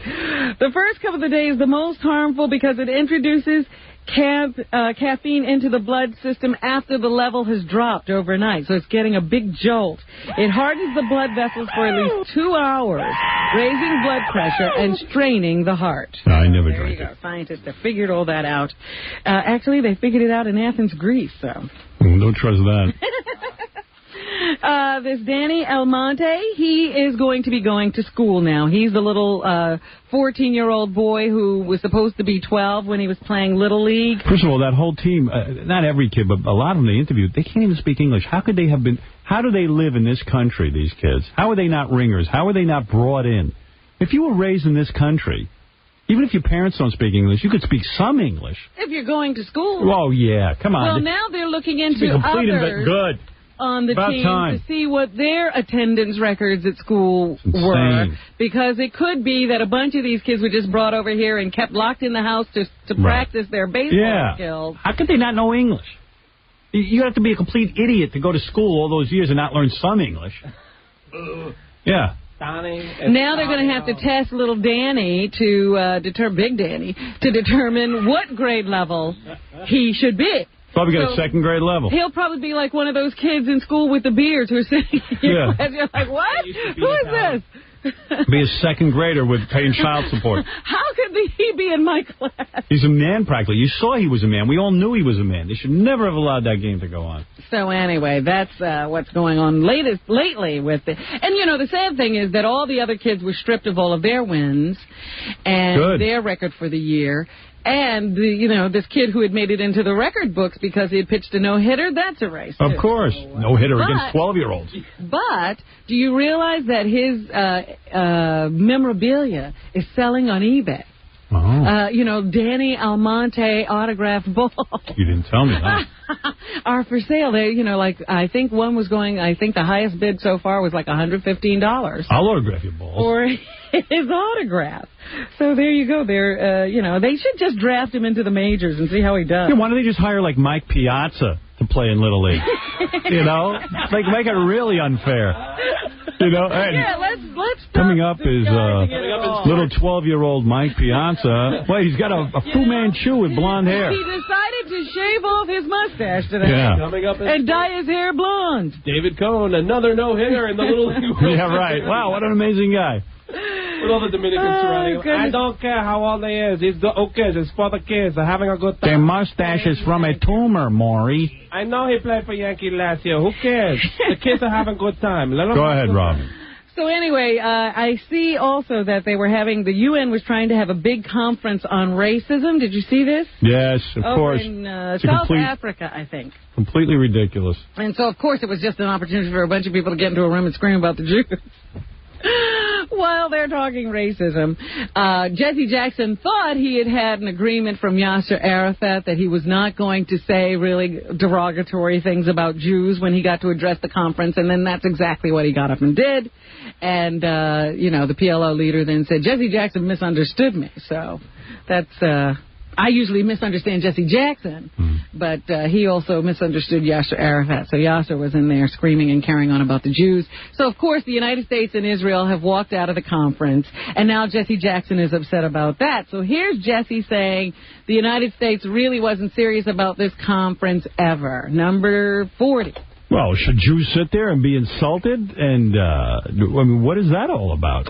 Jesse Jackson wouldn't sit there if somebody was insulting black people. A low-level delegation late to never assume a seat and only walked the halls and left early. Too bad. And he now says he hopes that the United States will become more serious about intervention in the problems in the Middle East. Number 41. The U.S. alone has the power to call Mr. Arafat and Mr. Sharon. Go take care of your love, baby. And convene them. You're busy with Mr. Arafat. Yeah, somebody get in on that negotiation with you and the mother of your love child. Yeah, he's just pissed because Al Sharpton's getting more credibility than him. So he's off elsewhere trying to continue making a name for himself. There were some more shark attacks, as we pointed out before. Right. A woman lost her foot and her husband during a shark attack in Cape Hatteras. And the day before that, a little boy was killed off the coast of Virginia Beach. Now, the father, can you imagine this father who fought off the shark, sent his other kids running to shore, grabbed the youngest one and put him on a surfboard, and still lost him to the shark? He's sitting there saying now that he didn't do enough. And I was like, my goodness, he was battling and pulling and screaming and fighting with the shark, and he the still guy at least had a gun or something? I mean, it's just so sad for him. And then the surgeon who operated on the woman who lost her foot, he says she really isn't aware of anything right now. Number 44. Oh, man, these sharks. We got to kill them. We gave her a lot of sedation, and she was under general anesthesia for her operation. I think her outlook is, she's, at this point, I would consider her critical but stable. So I'm not even sure she knows her husband is dead or what. It's awful. I no longer want to hear these experts. Well, you have the great chance. You'll never get bitten by a shark. You have a better chance of winning the lottery. This is terrible. Well, guess what? A lot of people won the lottery. Now they're all fighting over it. Carson Daly is in the news. He is suing Motorola. They approached him about becoming a spokesperson for some new beeper they were going to put out. Yeah. And then because of, economic conditions and the things going on in the stock market and in software in general and computer sales, they rethought and decided not to. And they signed a contract with him? I don't think there was a signed contract. Huh. So then what's he doing? Well, Daly says he turned down another opportunity. Oh. What opportunity? Because of the pending Motorola deal. Well, maybe he did. So, what does that got to do? They still didn't sign a contract. Well, in show business, things aren't always done on a contract. That's the thing. Things are done through deal memos that are considered, legal. If a deal is struck, usually the contract sometimes doesn't follow for months, as you know. Even when we make our own contract here at the radio station. Yeah, but we're actually doing the job. Yes, but it doesn't matter. If there was a conflict, you'd say to a judge, I don't have a contract, but I have a verbal agreement. Now, let me tell you something. If this guy was promised a commercial by Motorola and he did turn down work and he can document that, he has a case. And Motorola will have to pay him. As much as I hate to see this guy make a dime. Yeah, I'm so upset that you're being on his side. Have to be, though. Have to be on his side. I got to come down on the right side of the law here. Oh, good. This goes on in show business all the time. People make deals, people make representations, and then they back out and they act like, you know what, you're just a dopey television person, dopey actor. I'll screw you and screw everyone else. Now, if Motorola had a deal with this guy, and Motorola knows... they admit that they dumped him. Yeah. Well, then they owe him money. And also, if he did turn down work, he has real damages. All right. I got to be on the dude's side, but I hate to say it, I am. Darn. I'd be on your side in the same situation. Oh, well, of course you'd be on my side. If it happened to Fred, I wouldn't care. Oh. And there are a lot of mothers going after their kids, and guys, too, because they finally found that Ukrainian guy hiding in his mother's yard. That was weird. And they never made clear to me if the mother knew that he was back there. Brother turned him in, thank God.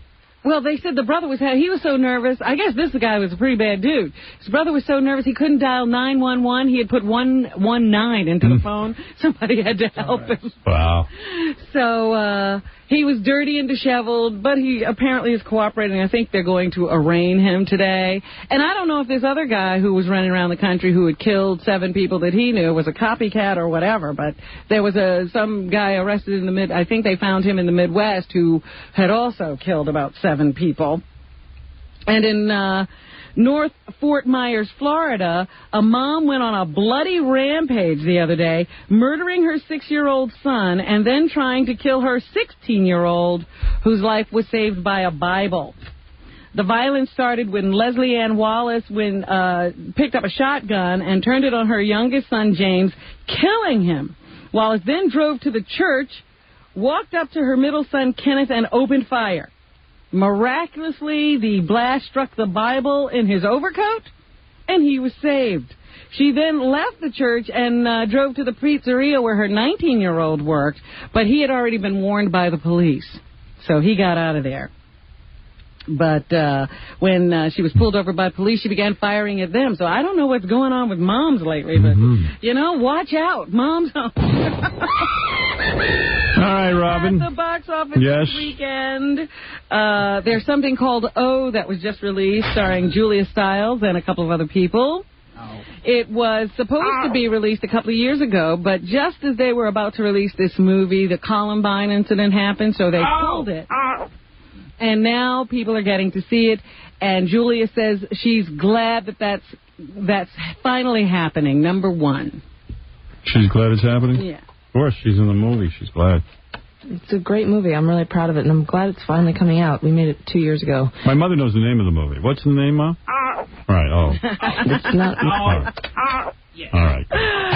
So that opened. Didn't do real well this past weekend, but it's doing okay. And Chris Tucker, who, of course, is in the movie Rush Hour 2 with Jackie Chan. That movie, I think, has made something like $198 million already. What is the hardest thing about making this film? Understanding Jackie Chan. The hardest part in this one was not laughing so much. We had so much fun on the set, and we get that laugh bug. We just be laughing because Jackie, he... I don't even want to hear about the scary success of Jackie Chan. So that's what's happening. Craig Gass will be at Madison Square Garden next Friday and Saturday, September 14th and 15th, and on September 21 and 22, Craig will be at Zany's in Vernon Hills, and IHateComedians.com is his website. I want to thank Lori Wallace from LoriWallace.com, Laurie. And, I don't know, tomorrow, Puck from the Real World, Crazy Eddie Antar. Later this week, Slash, The Rock, Mark Wahlberg. Stained will be in here performing. Ooh. Also, Jason Alexander stopping by. Don't Miss Stuttering John hosting a night of comedy at the Trump Arena, Atlantic City, Saturday night, September 15th. Book KC. Book KC at AOL.com. Book Benji with his Bachelor Party strippers. Go to dialadancer.com. And we'll see you tomorrow. 104.1 WBCN.